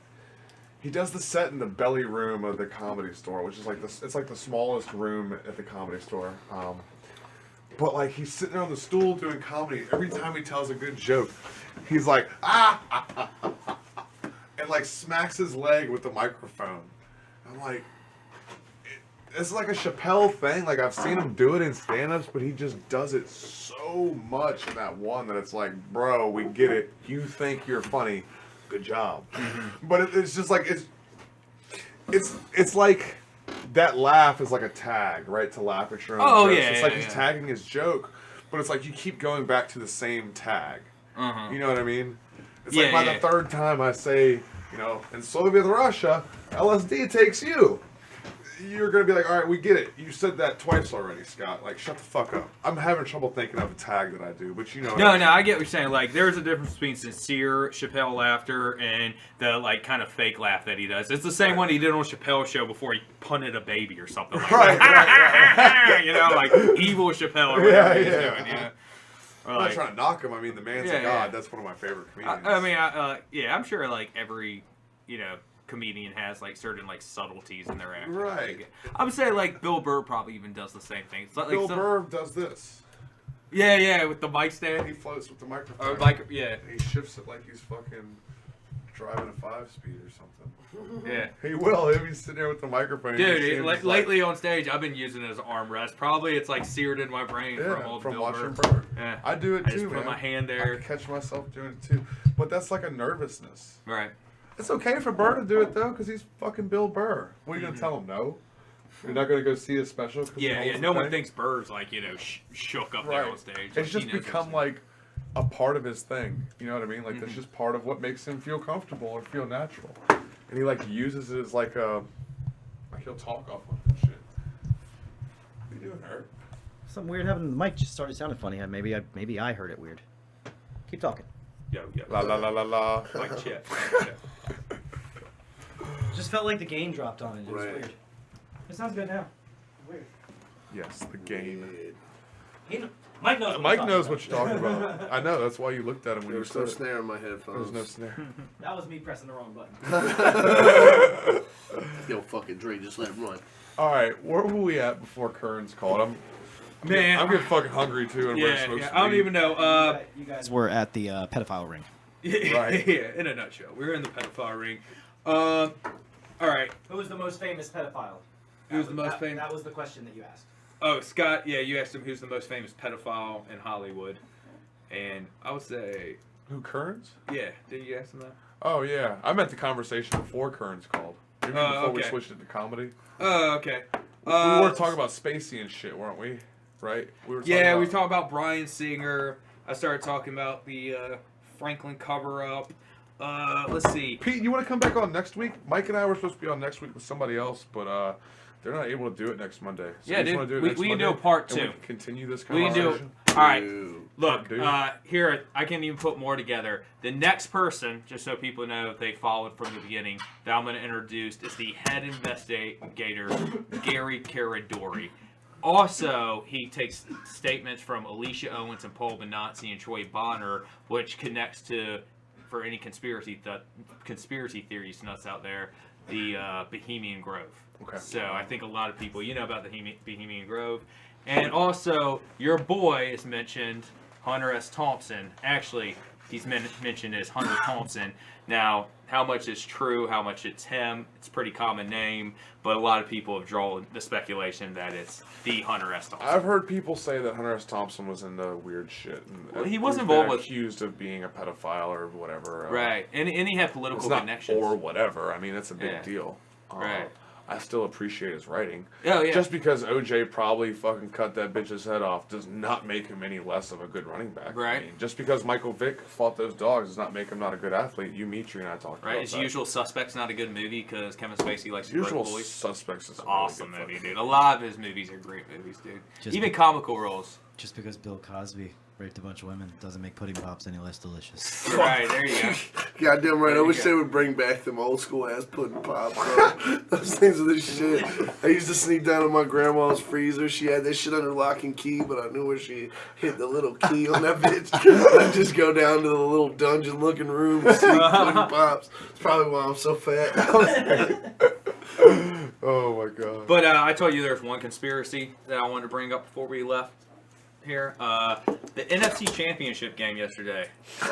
This isn't my bias as a Packers fan. I feel like that game was just rigged against the Packers right there. you Yeah, know? do you? Oh, yeah. I mean, we could What have do you played. think about sports, breads and circuses? Do you also think that Cowboy threw the fight against Conor McGregor? I don't know, man. Did you hear somebody Do you? say I mean, a that? 40-second knockout, right? Yeah, people have been saying that shit. Oh, yeah. Yeah. Yeah, But just for the record. Conor definitely kicked him in the fucking face hard as shit. Yeah. Mm-hmm. So Those shoulders, that was weird. I've never seen anybody his do nose that. popped. That was so weird. Fucking Fucking looked drove his painful shoulder as into shit. it. I was like, damn, what is he doing? What? He's been out on the tackling sleds. And then what I'm gonna bring up is next week is how the U.S. and the Brits helped fund Vladimir Lenin and the rise of Bolshevism. Okay, yeah. Dude. That's not even a conspiracy. Yeah, that right. is proven fact. Yeah. Well, that's the other thing. What were we talking about earlier? I think it was Kearns that brought it up about, like, you know, they'll do shit 50 years ago and then surface it Fuck yeah. and know that we don't give a shit. Don't give a Something shit. I tried to talk to Pete about earlier before we came over here was Operation Northwoods that Rogan always likes to bring up, and Pete didn't even know about it. Mm-hmm. But even knowing about it, it's like, all right, now what? Yeah. We know about I it. mean, What are we gonna do? Yeah. Like, my response to you is like, yeah, I want to put it past them. You know what I'm saying?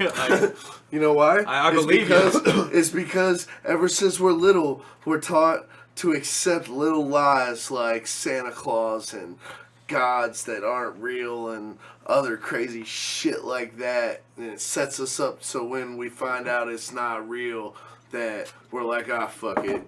We've been lied to this long. We might as well lie to the next generation too. Man, there might be some truth to that. I mean, there is truth. I'm saying there is a direct correlation between Santa and Satan. Okay? Okay? All you gotta do is flip some fucking the letters. red suit. The Yeah, red the suit red represent the suit, flames. Red guy, Right. red revolution, Bolshevism. Like, it all makes The sense. white beard represents the purity he preys on. Exactly. Dude, it's all there, man. Damn Next shit. podcast right here. Yep. We're going to do first half Franco cover up part 2, second half Santa and Right. Satan, dude. So Santa, Bolshevik, Amanita muscaria mushrooms, Siberia. Okay, I think we got this. It's going to be a good one. And how we can also talk about how America, or not America, the CIA helped Russia cover up one of the biggest nuclear disasters that was never talked about. See, I think that America and Russia are like arch enemies. Bro, we literally helped the Red Revolution and Bolshevism come into power. They are a direct satellite of the powers that be. Whether anybody wants to believe it or not, they are. They were funded by people on our side, just like the fucking socialists in Germany were. Yep. I mean, we've Mike knows his shit. funded. Did you also know that liberalism is the precursor to socialism and or communism? First, the goal is to let liberalism take hold, let that gain power, then liberalism turns into socialism. Bernie, which is Bernie is the catalyst Or for that. democratic socialism, Right. as they call it. Which is the dumbest thing ever. Yeah. I'm a Democratic Nazi guy. Not to be confused with the regular Nazis. I'm a Democratic one. You know? People democratically tell me what to do as a Nazi. Right. You know, it's like so stupid. Like, they just put like Crazy this. shit. like precursor in front of the name, you know what I'm saying? I'm a Christian pedophile, so... It's okay. Yeah, Literally. it's all right. Or no, it's not okay if you're a Christian, but if you're a Catholic. Oh, yeah, whatever. Then you're just a Catholic. Yeah, then you're just a Catholic. It's part of The rest religion. goes without saying. Yeah. We just knew that. That's second nature. I have a lot of things that I could talk about. I think they'll know I'm crazy then. That too. No, they won't, because like I always say, crazy people don't know they're don't crazy. know what And I crazy say, actually yeah. is. Hey, But- speaking of crazy people, keep talking. Don't cut I off, Mike. No, go, Mike, go ahead. Floor is yours. Fuck. Oh, he forgot. You Now got I me. gotta take the floor. Stoner brain. Look, here's a quote, like, which I think kind of like just solidifies people that don't believe in conspiracy theories a lot of times, right? It's not like so much that like they're like can't grasp it. Well, yeah, they can't grasp it or they don't want to. It's like, all right, here, I'll just read the quote. The good thing about people is that most people are inherently good. Most people want to live a simple life, want to cause no trouble, and wish to do no harm. The problem with most people being inherently good is that their goodness often blinds them and prevents them from seeing how truly wicked evil can be. Claudia Pavonis is who said that. And I feel like that's I like it, man. that quote. People want to drive their kids to soccer practice. They want to go home. They want to make hamburger helper, sit down and watch the game. And they don't want to think about, you know, pedophile rings and how, you know, there's government intervention that's like, you know, pretty much controlling the way we think, and you know, And who wants to think about that stuff? But at the same time, it's like you can't keep turning a blind eye to it, because it's going to keep happening until it affects you, motherfucker. And then what's going to happen when, you know, you have a daughter? I'm sure this shit literally keeps you up at night sometimes. Oh, That's the problem with most any form of oppression, is like one group benefits from something for so long, and then they can't tell when they're starting to get their benefits taken away. And then by the time they finally realize that they're getting fucked just like everybody else, it's too late. Well, that's true. yeah. Or like, what do you always say? Well, divide and conquer. It's pretty much just keep everybody that the upper echelons are like pretty much baiting against each other. It's Just a keep caste them. system. Yeah. Just keep them fighting, like controlled opposition. Yeah. As much as you possibly Because can. you keep us away. By the way, these alarms are thanks to Mitri. That's why I have alarms going off. Mitri on the last podcast had his alarm go off, and I was like, "What's up, man? You gotta go?" And he's like, "No, I have these alarms set to remind myself." Blah, blah, blah. Motivational alarms. Motivational alarms, and it helps you block your time. Yeah. What were you just saying, Pete? I was saying that the upper echelons of Yes. society. So I believe that I can never say that word. you know, this is kind of like it's like a podcast ending thought almost. It's not a podcast. Yeah, it's definitely not a podcast. It's a show. Come on, Jerry. But I Spit think it out. I just get so nervous around you, Mike. No, I think that shit like this, that these fucking parties and stuff that they go to, that it's like, if you want to be a part of this certain upper echelon, this is what you have to do. And it's like a fucking blackmail that they have with each other. It's like that's how we keep our secret society secret, and how we keep each other honest. It's frat boy shit, just on a not next honest. fucking level. It's like But- Skull and Bones. Yeah. And it's and what it is you have to fuck a little kid if you want to be in the club, and we're gonna take pictures, and all of us are gonna fucking know, and we all did it too, and this is how we keep each other accountable, because we did this fucked up thing that we all share. And Or none of you us have wanna- to be there at the party, and it has to be photographed. You Yeah, know what I mean? exactly. Like, And you know, whatever you do, never tell all people they need to love each other. You're right. Or we'll kill you. Yeah. I like the Bill Hicks joke too about he's like talking about politics and presidents, and how he thinks there could be some people out there who are genuinely good politicians and presidents, and that when they get elected president, they pull them into this room and show them a video of the JFK assassination from an angle that you've never seen the JFK assassination before. It kind of looks like the grassy knoll. But I think there's some truth to that, man. That's straight up what happens. Like, Well, yeah. you're gonna go push our narrative, Bro, or that's that's why I'm a firm believer that presidents aren't fucking elected, or selected. and they don't really even matter. Like, you got, Figureheads. yeah, Figurehead, it's just a scapegoat, figurehead mouthpieces. because you're telling me that somebody has to brief somebody on something they never knew. So there's somebody that has technically more authority than the president because the president's technically on a need-to-know basis. Right. So who's telling him? Yeah, so who's the one that's the distributor of all the need-to-know information? Like, that's the person that's in charge, or the group that's in charge. It's not fucking one puppet on a fucking string. No. That, and I gotta say this one thing. Anybody that thinks fucking Donald Trump has not been connected to the fucking government since fucking forever, you are fucking crazy, because fucking Donald Trump's family has been used since the time of Nikola Tesla, when his uncle Franklin G. Trump fucking went over all of the fucking Tesla papers and then got rich off of everything he learned there. So like, was it Tesla and Tesla, his father? Nikola Tesla. Yeah. Franklin. uncle. I think you mentioned this one Yeah. to me. Yeah, I still need to read into Trump's uncle, Franklin G. Trump, was put in charge by the head of the CIA to go over all of the fucking papers and all the documentation from all of the Tesla experiments. Right. And he also is responsible for creating radiation for dealing with cancer and stuff. Like Franklin G. Trump, his work covers radiation and stuff like that. It's funny you brought that up because I was literally like had the same thought bubbling in my brain too.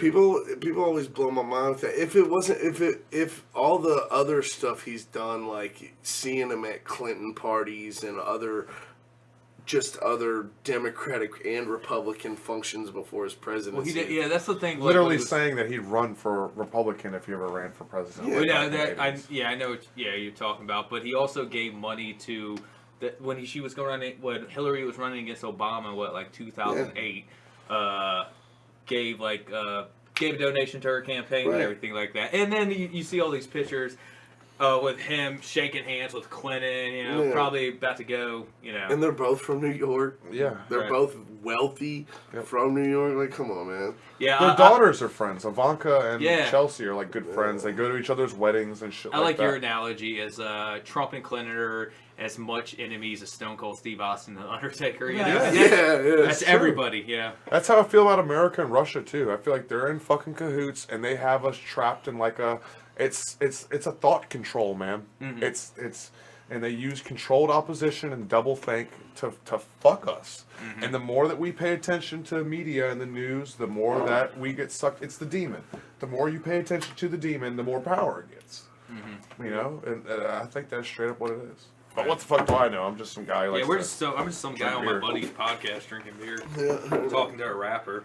And another country. Mike's a pretty good rapper. I know. Mike, you're about to drop that song on Friday, aren't you? Mike's good. Yeah. I've heard his shit on Facebook. Friday, everybody, if you're still listening. Yeah, we know you've tuned out Fucking an hour ago. How many eyeballs are watching? Let's check. Mike Willis Nightmares, the video drops. I just got that bitch back today. Thank you, fucking 17K Entertainment. Yes. Thank Quay Dawkins and A Waiter, all you motherfuckers do for me. Fucking love you guys. Thank you for putting out that speak song. into that mic a little louder. I don't think they heard it. You pull it a little closer, Mike. No, thank you for putting out that song from one addict to another. Something we talked. Something I brought up on the podcast last time was addiction, and then I just let you talk about your own addiction and failed to bring mine up. I used to be a hardcore crackhead and cocaine addict, and one of the things that By hardcore, he means he would film hardcore porn scenes while smoking crack. He told me about his experience. It seemed pretty awesome.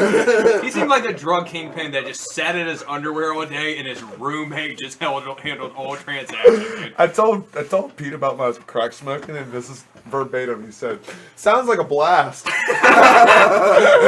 was like, "Yeah, Parts of it. was." I saw the downside, but like the part you paid is like, hey, I just sat there smoking crack. My buddy, came in. He goes, "Here's the crack. Here's the money." He just gave me the money. I was like, "Dude, that sounds awesome, dude." It's like working on the internet, but cooler. Just sit at home all day. Except you forget the part where I literally did nothing else except sell weed and smoke crack. Like You were like Tony it was Montana, summertime. man. I didn't see a butterfly that year or a fucking neighborhood cat. I took Bo out to pee and poop, and then I promptly went back to smoking crack. Man, from what I hear, it does it. So yeah, I just wanted to apologize to you for that, Mike. But, that's why I wanted Mike to talk about his song, man, because he's been fucking showing me this song like all summer. Since we've been friends and stuff. and it just fucking hits me in this way, man. It's like, it's one of those songs like when I hear it, I'm like, yo, it's like the artist wrote this song for me. And I know every one of us in this room and on Facebook can point a song out and it has a song like that personally. So for me to get a song like that that's from one of my best friends and someone that's this close to me is fucking cool as shit. And I'm like, I have to support it as much as possible. Yeah, and it's not just because he's my friend and the theme of the song, but it's fucking good, dude. The dude's actually talented. Look at him sitting there playing with his board.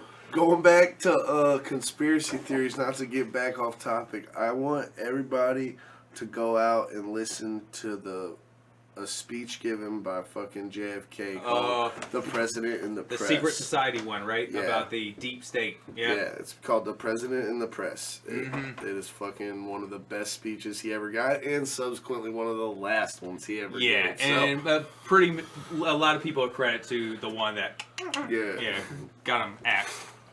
Yeah, dude, no doubt. And amongst other things. They try and take us out of the Federal Reserve was one of them, I'm sure.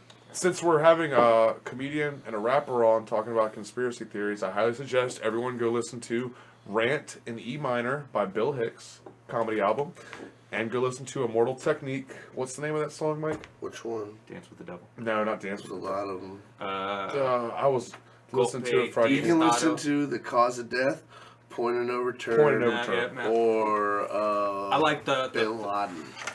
Bin Laden didn't blow up the projects. Yeah. It was Jude. Tell the truth. Yeah, I like that one, dude. His what's that? What album he came out? The Third World. Yeah. That was a good one. Then it's Revolutionary Part 1. Dude, there was the two biggest Immortal Technique fans. Man, dude, I used to highly support everything he came out with, and then he was supposed to. He hasn't come out with an album since. He came out with that one called what was it called? Like The Martyr, I think. That was pretty good. It had that Goonies Never Die with Diabolic. I fucked with that. That was really cool. But yeah, have you heard that one? Diabolic's got the best verse on it because he does like the Goonies references. It's like we make the fat bitches do the truffle shuffle just to get in the show, and you're like, I don't know. He just does a whole bunch of shit. Like you're like, I'm not even doing it justice. This is like me telling a Chappelle joke. Right. And this joke Chappelle told is really funny, but it sucks when I'm telling it. That's why I like Eddie Murphy Delirious special that he does. He's let me do some jokes that you guys go tell at the water cooler. Yeah, he does the one about the bear and the rabbit. Yeah, There's a bear and a rabbit in the woods, and so the bear asked the rabbit, however the joke goes, I can't remember. Man, okay, I don't know if any of you guys fucking listen to the fucking new Eminem album. I haven't. Yeah. Is it good? Yeah, most of it. It fucking surprised me, bro. Yeah, it did. I've been super off Eminem for a long ass time, but he says fucking. Hold on, talk real quick. I gotta look up this lyrics. So. What's your predictions for the Super Bowl? My prediction for the Super Bowl. I don't like people on Facebook knowing that I know sports. Because then they want to, they think I'm a Chad. Shut up. I think you're a Chad. No, hey, man. One of the best people in this fucking world I know is named Chad. So unaccommodating. Speaking of Chad, Chad and Brad shared my fucking post the other day, like my comedy set. I thought that was funny. Yeah. No. I want to see San Francisco win. As a Buccaneers fan, because John Lynch is the general manager, I grew up a Seahawks fan, so I still kind of like them. I have love for Richard Sherman, even though he's a major shit talker. I fucking love that guy. Remember that post game interview he did when they beat San Francisco in the NFC? That's what happens when you put a John Crabtree up against a good quarterback like me. And then the lady interviewed him was like, okay, did you say something? I think he said that. He said that Michael Crabtree was mediocre at best. Yeah. Now look who's still in the NFL and who's not. Right. Yeah, good times. Yeah, Richard Sherman talked smack about us. I like to see that defense and that running game go out there and win it. Kansas City's just too flashy, and I don't like Andy Reid just because, not for any particular reason. It's just, I don't know. I'm not rooting for Andy Reid.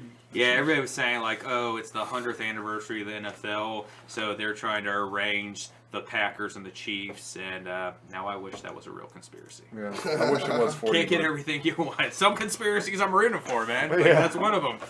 I don't care if it was, rigged. As much as I I'll love take it. sports, and I still have like that love in my heart for football, I can still watch it and enjoy it. But like, I watch it less and less every year. I pay attention less and like. Usually, right now, I would be like, all right, where does Tampa draft? And, Right. and who are we gonna pick? Who are they looking at us taking? Have we hired and fired any coaches? Like I was into all that shit, but now I'm like, it gets in the way of my comedy. Like Straight like up. this year, like everybody would come up to me and be like, "Oh, this guy and this running back," and I used to be able to hop right in, and I'd just be like, "Who?" Yeah. Say, "Oh, you didn't watch the game yesterday? He went for this man." It's like, I know, I guess I missed that. You know what I mean? Or like, "Oh, you should pick this like fantasy." You still play fantasy, Yeah. but it's still like I feel like I'm more removed from it at the same time. Well, Mike, you haven't been a football fan for years, and then I did that set a couple weeks ago and brought up Sean Taylor, and you were like, "I've been watching Sean Taylor highlights since your video." Sean Taylor, Sean Taylor was a fucking beast. Right. Goddamn right. It's a bad motherfucker. nailed that punter. Yo, Next not time he even tries the to- punter, bro. Them fucking wide receivers would catch those fucking ridiculous hits just midair thinking they're about to catch a ball, and then it's like hitting a brick wall. Like, it's a bad fucking motherfucker, brutal. All right, tell But us no, what you want to tell okay. us, Mike. It's Eminem. Like, one of my things with Eminem is like he went through that whole period where he was just like hardly ever saying something. He was rapping a whole fucking line. Right. Don't get me wrong. He's rapping, but there's a difference between rapping and saying something. Right. He's just rhyming. Rhyming words and saying something's totally different with his rhymes. And one of the things, and he used to do a lot of subliminals like towards the government and shit like that. That's one of the things I loved about Eminem. Fucking like little shit people don't really fucking catch though. Like this last fucking bar on Unaccommodating where he says, I'm about to say abracadabra, or he's like, but I know magic, so here's my last trick. I'm about to say abracadabra and pull B-Rabbit out of my hat. I'm about to relapse. I bet you won't know how to react, but a look of disgust, I don't doubt it'd be that as I begin to fucking devour a track and you backpedal. That's a cowardly act like a Saudi attack when the towers collapse. Mm-hmm. Now that right there says more than our government has ever said about Saudi Arabia outright. Yeah. You know what I'm saying? That's another conspiracy that is fucking crazy. Kiss their rings. So because we kissed their ass. When 9/11 happened, there was not a single fucking... All the hijackers came from Saudi Arabia. Mm-hmm. There wasn't a single other country yet. We went and attacked several other countries all around Saudi Arabia, and we have yet to set one foot to Saudi Arabia. You know, another thing too. Sorry, this ties into Saudi Arabia, and what we were talking about too about Hillary and Trump being about as much as enemies as Stone Cold and The Rock. It's like people forget that Trump was a regular fixture on WWE for a while. Like they would have him on a lot. Him and Vince McMahon are good friends. He actually made Linda McMahon a member of his cabinet when he got elected. And I honestly believe the kayfabe that the political theater is about as real as wrestling sometimes, and that they play it off each other. Whatever, it's fake, it's coordinated. You know what I mean? The drama, but it's just weird that Saudi Arabia and how much we kiss their fucking ass, and now WWE goes over there once a year to do like the huge show for them. Mm-hmm. Yeah, and it's also like weird, like how like we have like supposedly like rules and laws like in place against human right violations, but yet like certain places that we still support and are really like allied with, like Saudi Arabia. From what I hear, has a place called Chop Square where they chop off people's heads in the middle of, you know what I'm saying? Where they're as far as like homosexuals and women, there's actually no laws whatsoever. They're treated like not even second-class citizens. Like they're below cat and dog. Oh yeah, they're like nobody there, And well, it's not just that, but we do covert options and put people in power too. Like Gaddafi, he got there because of. Oh yeah. You know what I mean? watch. I know you don't have Netflix. The Family. Yeah, Watch you've The been telling me Family on that for a while. Netflix. It's about the Christian mafia, and that shit is interesting. They're like the guys who are running the National Prayer Breakfast. Right. And you can kind of see how this started and what it's fucking become. And like, they're a coven. Whatever you want to call it, they're a Christian coven. They are using Christianity as some sort of Jesus magic. Right. Because they're not like, they're not like God and Christian. They really are like heavy on Jesus.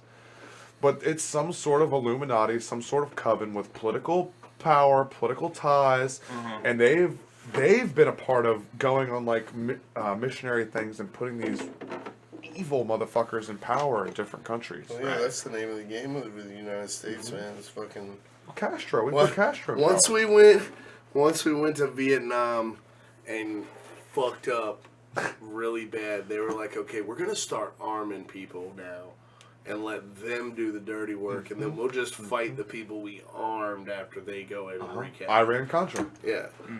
All that shit.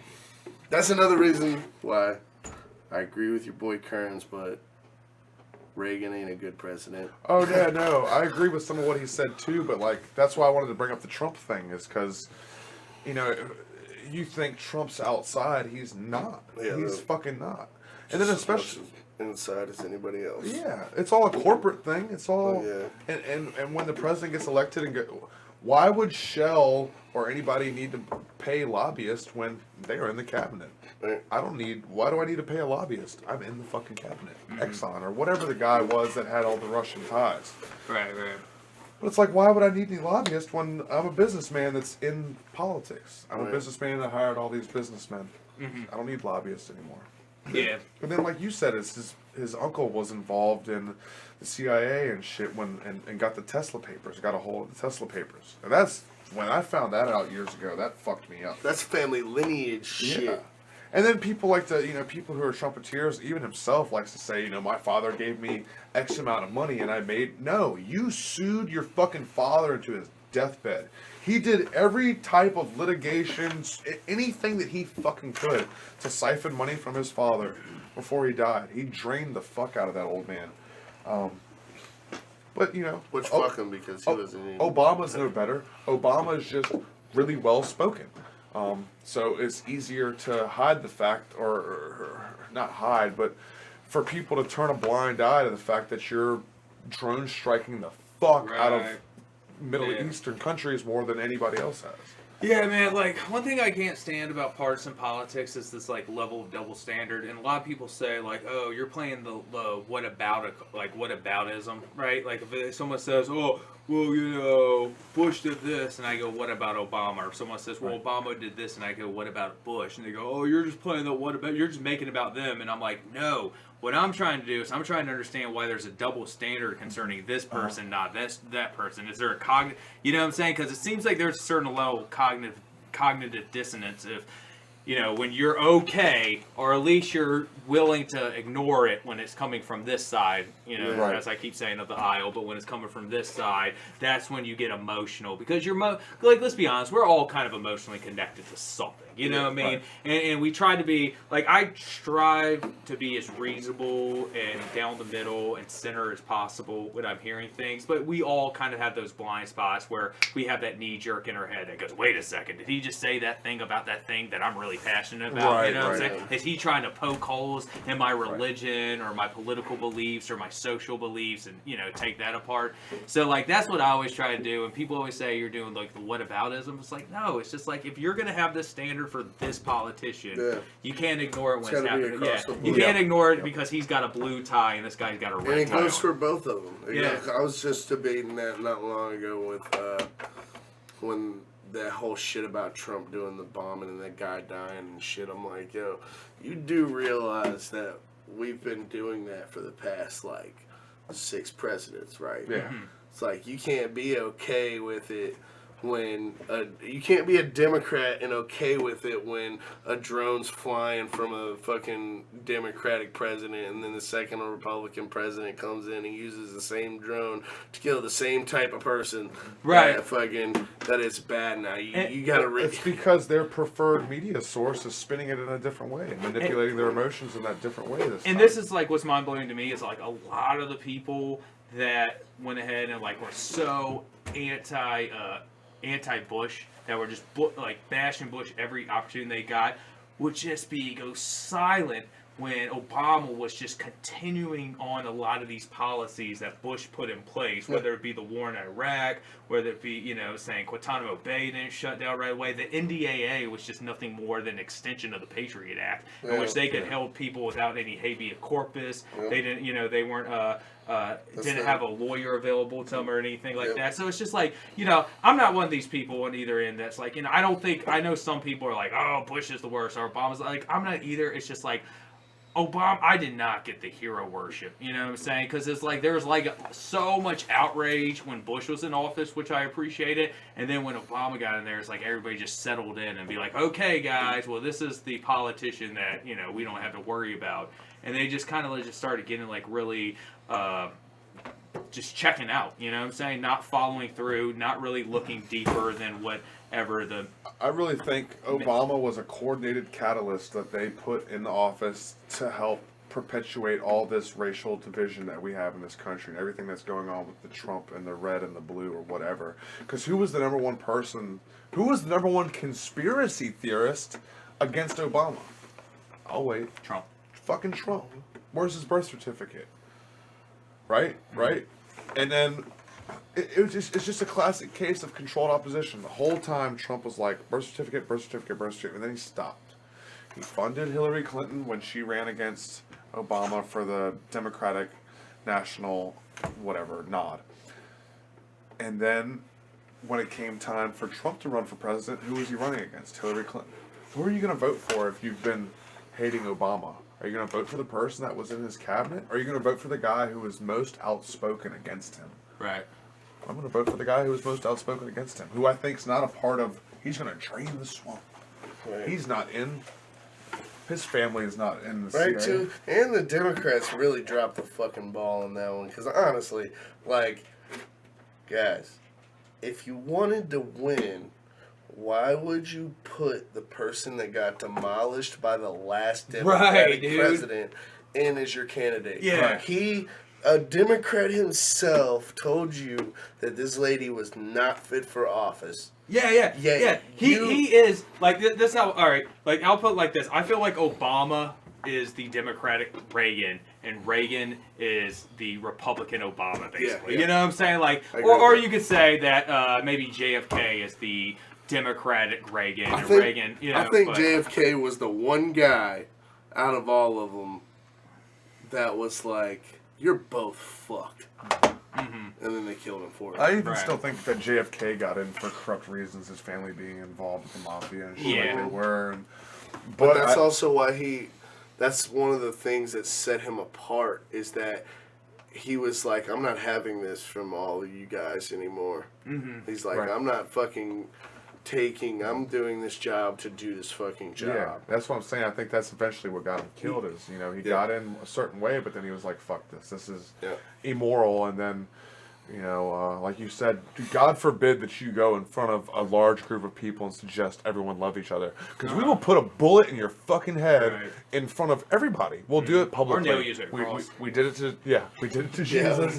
We did it to John Lennon. We did it to Martin Luther King. Malcolm X as well. That's another fun fact about Malcolm X that a lot of people like to skip over, especially white people, because white people will be like, Malcolm X fucking just wanted separation and wanted black people to take up arms against white people and stuff like that. It's like, nah, you forget that Malcolm X was, for one, he was telling people to protect themselves because they were being beat, and for two, he didn't get killed until he had a different experience and changed his tone. Mm-hmm. It was as soon as he changed his tone about how maybe all people or maybe all white people aren't bad, and maybe we all really do need to be together and work together.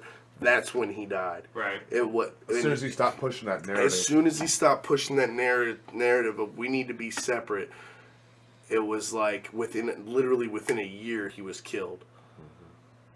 Like, Yeah, there's and for all you other people that don't support the Second Amendment, Malcolm X was also a fucking supporter of the right to bear arms. so was Martin Luther King. So was Martin Luther King. So you guys. So were I would say 95% of anybody that was a black civil rights yeah, leader, or a civil black rights. slave abolitionist, really. And that's one of the things I took because They just got sorry, I don't mean, but they just got done fighting a war against the amongst each other, you know what I'm saying? Yeah. And years before they fought a war against the government, and now they're living in a time in the 40s, 50s, and 60s where the government's, not letting them have equal rights. Right, yeah. Why would they trust these people to take care of them? You know what I'm I saying? saw a thing today that said the NRA supported the Black Panthers when they had control of the guns and shit like that. Yeah. The NRA supported them? Yeah, because it's the right. It's one of the things that go. Like I heard one of the people that spoke today at that rally. He was talking about how the Second Amendment has nothing. It's not a color issue. It's a civil rights issue, because at the end of the day, you deserve the right to protect yourself. It's like having a fucking fire extinguisher. You hope you never want to use a fire extinguisher, but goddamn it, you'd rather have that motherfucker if you need it. It's like, yeah, I got guns. I hope I never have to pull the trigger on somebody, but I'm glad I got one in case I do. Right. Yeah, and here's one thing I never get, I don't want to break it down to left and right, but normally when it comes down to gun grabbing, it's coming from the left. And when an incident let's just say an Islamic terrorist goes ahead and shoots up a place, or 9/11, they automatically go on the defense of, well, let's not group them all together. And I agree with that statement 100%. We shouldn't group them all together. These are individuals acting that way. But it seems like when it comes to gunmen going into a store and shooting up a place, it seems like all gun owners in general get generalized as if they were involved in it, when the vast majority of gun owners don't commit crimes. If you look at the vast majority of gun owners, have never had a violent offense, have never been charged or anything, and actually gun ownership has gone up since I think it was it might have been New York Times that came out with this, from 78 to today, it's going up by 20%, and there's more mass shootings. So maybe the guns might, or no, my bad, it's going down. My bad, it's going down since 78. Well, that's the other way around. That's another thing too, man. And there's always people say, I always hear old stories of people living here in Virginia talking about how they used to carry guns to school and keep them in the windows before, and no one thought to bring a gun in, Yeah, so, that's the other thing too, man. People don't realize that 100 years ago, gun violence was fucking crazy. It was not nearly as easy to get somebody and charge them for murdering somebody. It was the Wild West. Yeah, because you could just kill somebody and nobody would ever know you fucking killed them. So gun violence has gone down so much shit just in the Prohibition days when when the mob was just murdering cops.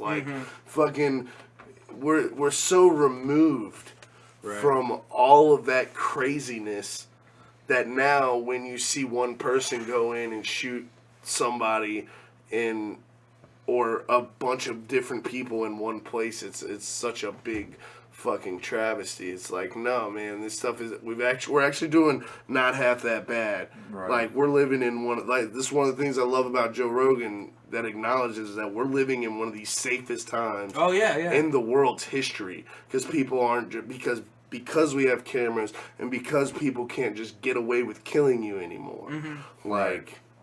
Yeah.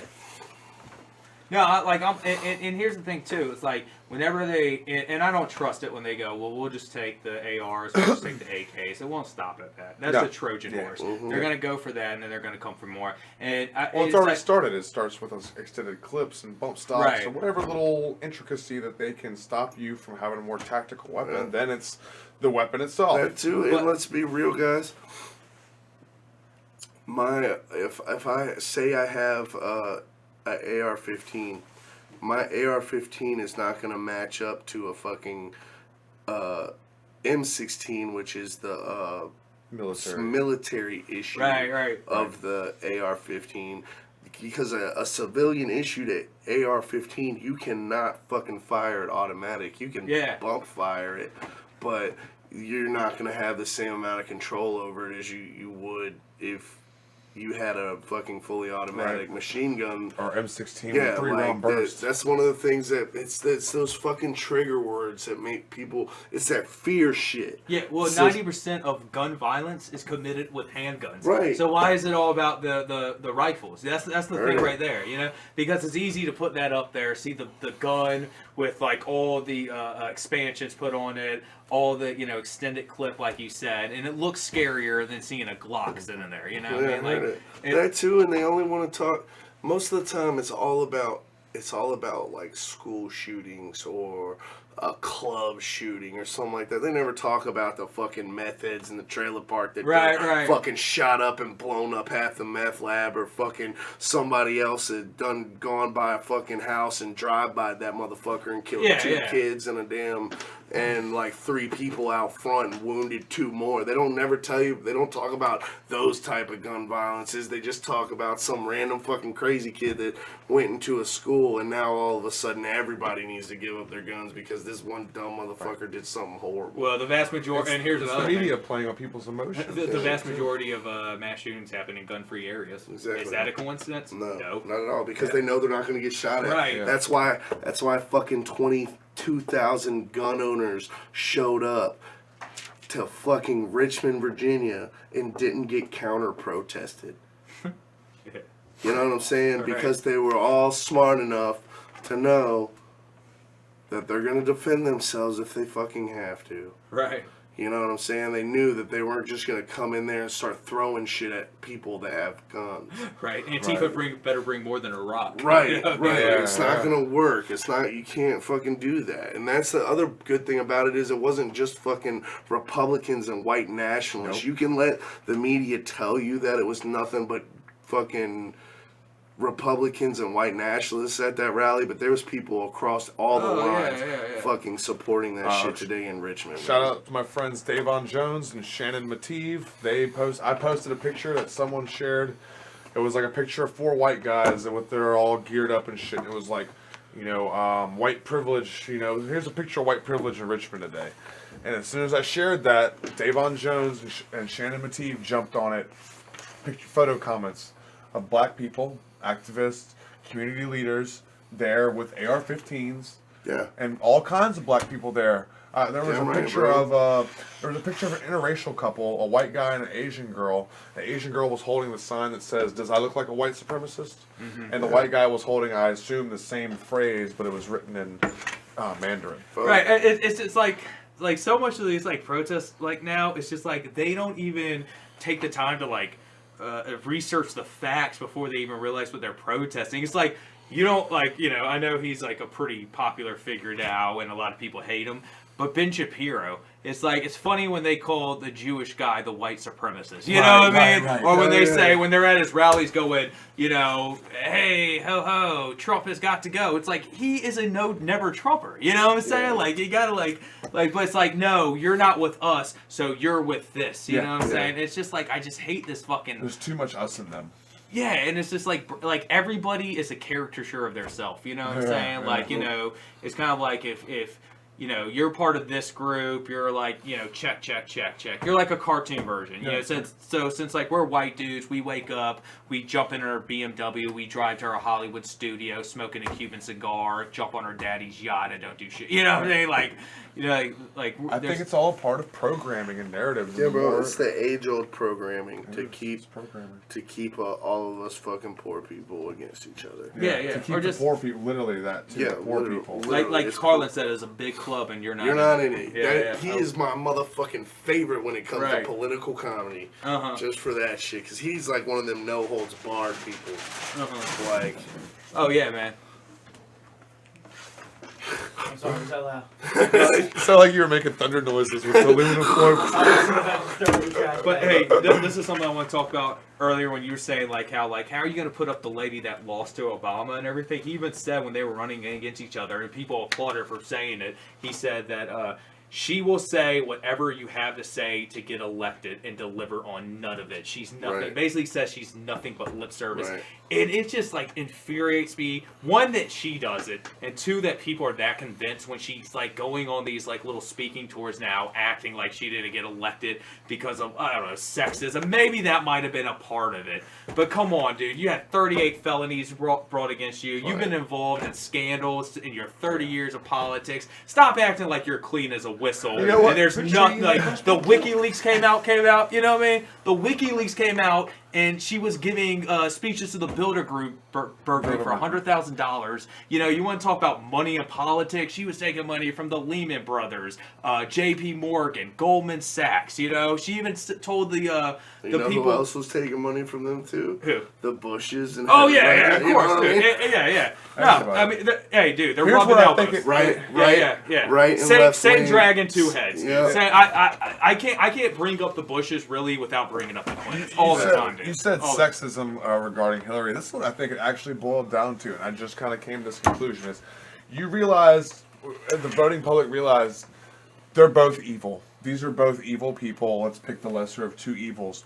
Are you going to pick the person who's more cognitive and aware of what the fuck they're doing? Or are you going to pick the person who you think's a dumbass who can't put the fucking square block in a round hole? Right. I'm going to vote for Dum Dum over here. Yeah. That's evil on accident. Uh-huh. You know what I mean? He's an instrument of his own demise, as opposed to Hillary, who's like, no, this bitch is fucking coordinated. She knows what she wants to do. Yo, the best meme in 2016 was a picture of Trump and Hillary, and I love this meme, standing side by side, and it says, "How do you want your racism, blatant or systematic?" Yeah. Like, I love that one. I love that. She used to, like, she's the one who passed the '94 crime bill, Yep. which just destroyed the black cities. community, Yep. dude. Yeah, the inner cities. It started mandatory minimums. It started giving money to private prisons. None of these policies put in place were going to target Beverly Hills. They were targeting the suburbs. They were targeting low income black Hispanic, black Hispanic neighborhoods. It's dude. funny you say that. And And reverse, called them super predators on top of Right. that. You know what I'm saying? So and just like those policies weren't helping Beverly Hills or weren't hurting Beverly Hills, it's the reverse for Trump's policies. Like Chappelle says, he's like, he don't give a fuck about you. He's doing it for me. Right. He don't give a shit about the poor motherfucker over there picking corn or whatever it is. He's doing it for the rich man. He's doing it for Chappelle. At the end of the day, like, I don't know, man. At the end of the day, it's a big club. did we just get cut? Are we still You're on? not in it. I don't know. Who cares? It is probably about time to finish up. It's 8:30. 8:30. We've been doing this for like 2 hours. Oh no, the screensaver just turned on. You're still live. Is anybody sick of us yet? What do the comments say? You got a viewer. Die! Go Eat shit! kill yourself. Your opinion is wrong! I hate There have you. been a bunch of comments, but they were all like from earlier. Yeah, I saw some from That's earlier. the thing is, like, I feel like a lot of people think like we do on these issues, but they're scared to speak out on it because Well, yeah, I mean, they don't want to get people die. ridiculed, and because people People die. fucking die. Whether anybody wants to fucking acknowledge it or call people fucking conspiracy theorists, so you can do all that you want, but people legitimately fucking get killed for speaking out against these people. right. Or they just get like railroaded. They Right. get their career through. Like You just see me just like. I was seriously considering cutting the feed and then playing gunshot sounds while you guys were going on about the government. That'd have been perfect. But I hadn't had time to clue you in on it, so it wouldn't have worked. Because it would have been really cool to do it and then like come back and then you guys were just all slumped in your chairs. Don't worry, don't be part two. yeah, or like Yeah, I was about to say, tune in next week, I hope.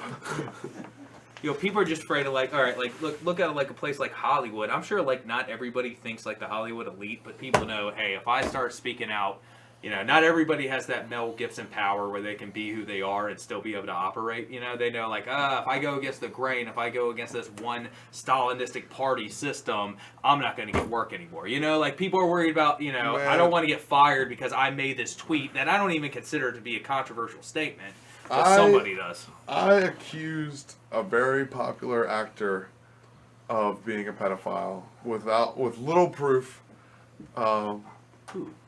I don't want to say because I don't want people's fucking heads to explode like they did Say it when all I fair. accused this person. But when I accused this celebrity of being a pedophile, people got more emotional and upset about that than my Jesus jokes. and it really surprised the shit out of me. They're like, how could you say that about such and Oprah? such? Tom Hanks? Essentially, Black Tom Hanks. Wayne Brady? I don't know. Who's the Black Tom Hanks? I don't know. Black Tom Morgan Freeman. No. All right, just tell me later. But no, it was funny. Rames? It's just Ving Rhames? Ving Rhames was horribly Yeah, raped yeah, right. by a white man. He lost his Tom Hanks status after that scene in Pulp Fiction. Which is weird. I was actually at the house the other day. My mom stopped by, and just as she walked in, Ving Rhames and Bruce Willis with gag balls in their mouth on my big screen TV. I was like, yeah, let me put something else on. Oh, man. Right at that part. I'm pretty fucking far from okay. All right, let's hold off until next right, week hey, because no one's watching us anymore. No, I'm the host, motherfucker. Can I say one thing? All right. Real quick, for anybody still watching or will watch it tomorrow, whatever. Check. No party foul because it was empty. But check this book out right here. The Franklin Cover-Up, written by Senator John D. Camp. We're going to talk more about this. Yes. Okay. Yes. We'll continue off where you left off before. And also, let me just say that if you want to look more into it, there's a good documentary on YouTube, Conspiracy of Silence. It's been talked about a lot. It was supposed to be released, but they pulled the plug on it after pressure from the Congress. That's all I'm going to say about that. Don't trust the government. Hashtag Epstein didn't kill himself. Right. Don't let the media lead you or feed you or mislead you. And the Fed, man. Question everything, and yeah. Also, So many things we can talk about. Endless. Goodman once said, and I think this holds true to this day, a good free-thinking person in a room full of fucking conservatives, they're going to sound like a liberal. And in a room full of liberals, they're going to sound like a fucking conservative. So, and you know what? If you find that problem, if you find in a room full of conservatives, you sound liberal, in a room full of liberals, you sound conservative, you're probably speaking the truth. Right. Or you're probably hitting the nail on the fucking head. Right. You know what I'm saying? Like, that's how I have to say, because then people are like, right, he's not with us all the way. You know what I'm saying? Like, I say that, I know we're about to close it out, but I say that all the time to, about my daughter, is I say, like, I don't care if she's liberal, conservative, whatever. I just want her to be a free thinker. I want her to have her own thoughts and not be told what to think. I want her to know how to think. Oh, yeah. I think that's a problem we have in this country, and I was talking to my roommate about that earlier, is we don't teach people how to think. We just regurgitate this. Remember this so you can get the highest test score so we can get the fucking funds for the school. It's all memory. It's no how to think. It's what to think. Yeah. I think that's a major One of my problem favorite Jay-Z lyrics is, lock my body, can't trap my mind. Yeah. You know what I'm saying? It's true, man. All right, so Bill Hicks, Rant in E minor, Immortal Technique. What were the songs, Mike? God, you're horrible at remembering. Yeah. Fucking. The Point of No Return is the one that I listened to earlier today. Point of No Return. Cause of Death is one of my favorites. And then, my name's Mike Willis, and remember, Yes. Nightmares comes out on Friday, so stay tuned for that. My name's Pete Canciglia. Last name was too long to put in the caption, so Canciglia. like how you guys are rushing, like it's on me when the show ends. Oh, okay. You guys don't have- Everybody, turn I was over. gonna And say, everybody, make sure the next time you see Scott, tell him to suck a dick. straight to my face. Tell Mike he's fat. He likes Yeah. it. He likes I like it. He likes because I reality don't checks. like liars. I didn't realize That's how greasy why. and shiny my forehead was until I saw myself on camera. It's just the more you started Yeah, talking about it's- conspiracy theories, the sweatier you got. Right. I think it's the Italian, all that And olive then- oil just rushing out of my pores. You're like, This motherfucker perspirates olive you're like, oil. which one do I hit? Hit the one in the middle, Out of the middle, right? Yes, Mike's new song comes out on Friday. Check that out. Mike Willis, Nightmares. Pete is hosting my open mic this week on Thursday night at the Rec Center, so come check us out. And then there's comedy Wednesday night at Grapevine, and then after the Rec Center, don't go before or during, after the fucking Rec Center, after my show that Pete hosts, then you can go to Central Station, I guess. See, Brandon Moore, a good comedian friend of ours, who will be Very hilarious young man. Brandon Moore. And then don't forget to come see us next week as we talk more shit. Yeah. Subscribe on YouTube because we're trying to switch over there ultimately. So thanks for tuning in to the Mike and Scott. This is not fun. All right, bye. We out? Yep. Bye forever. Let's go get tacos.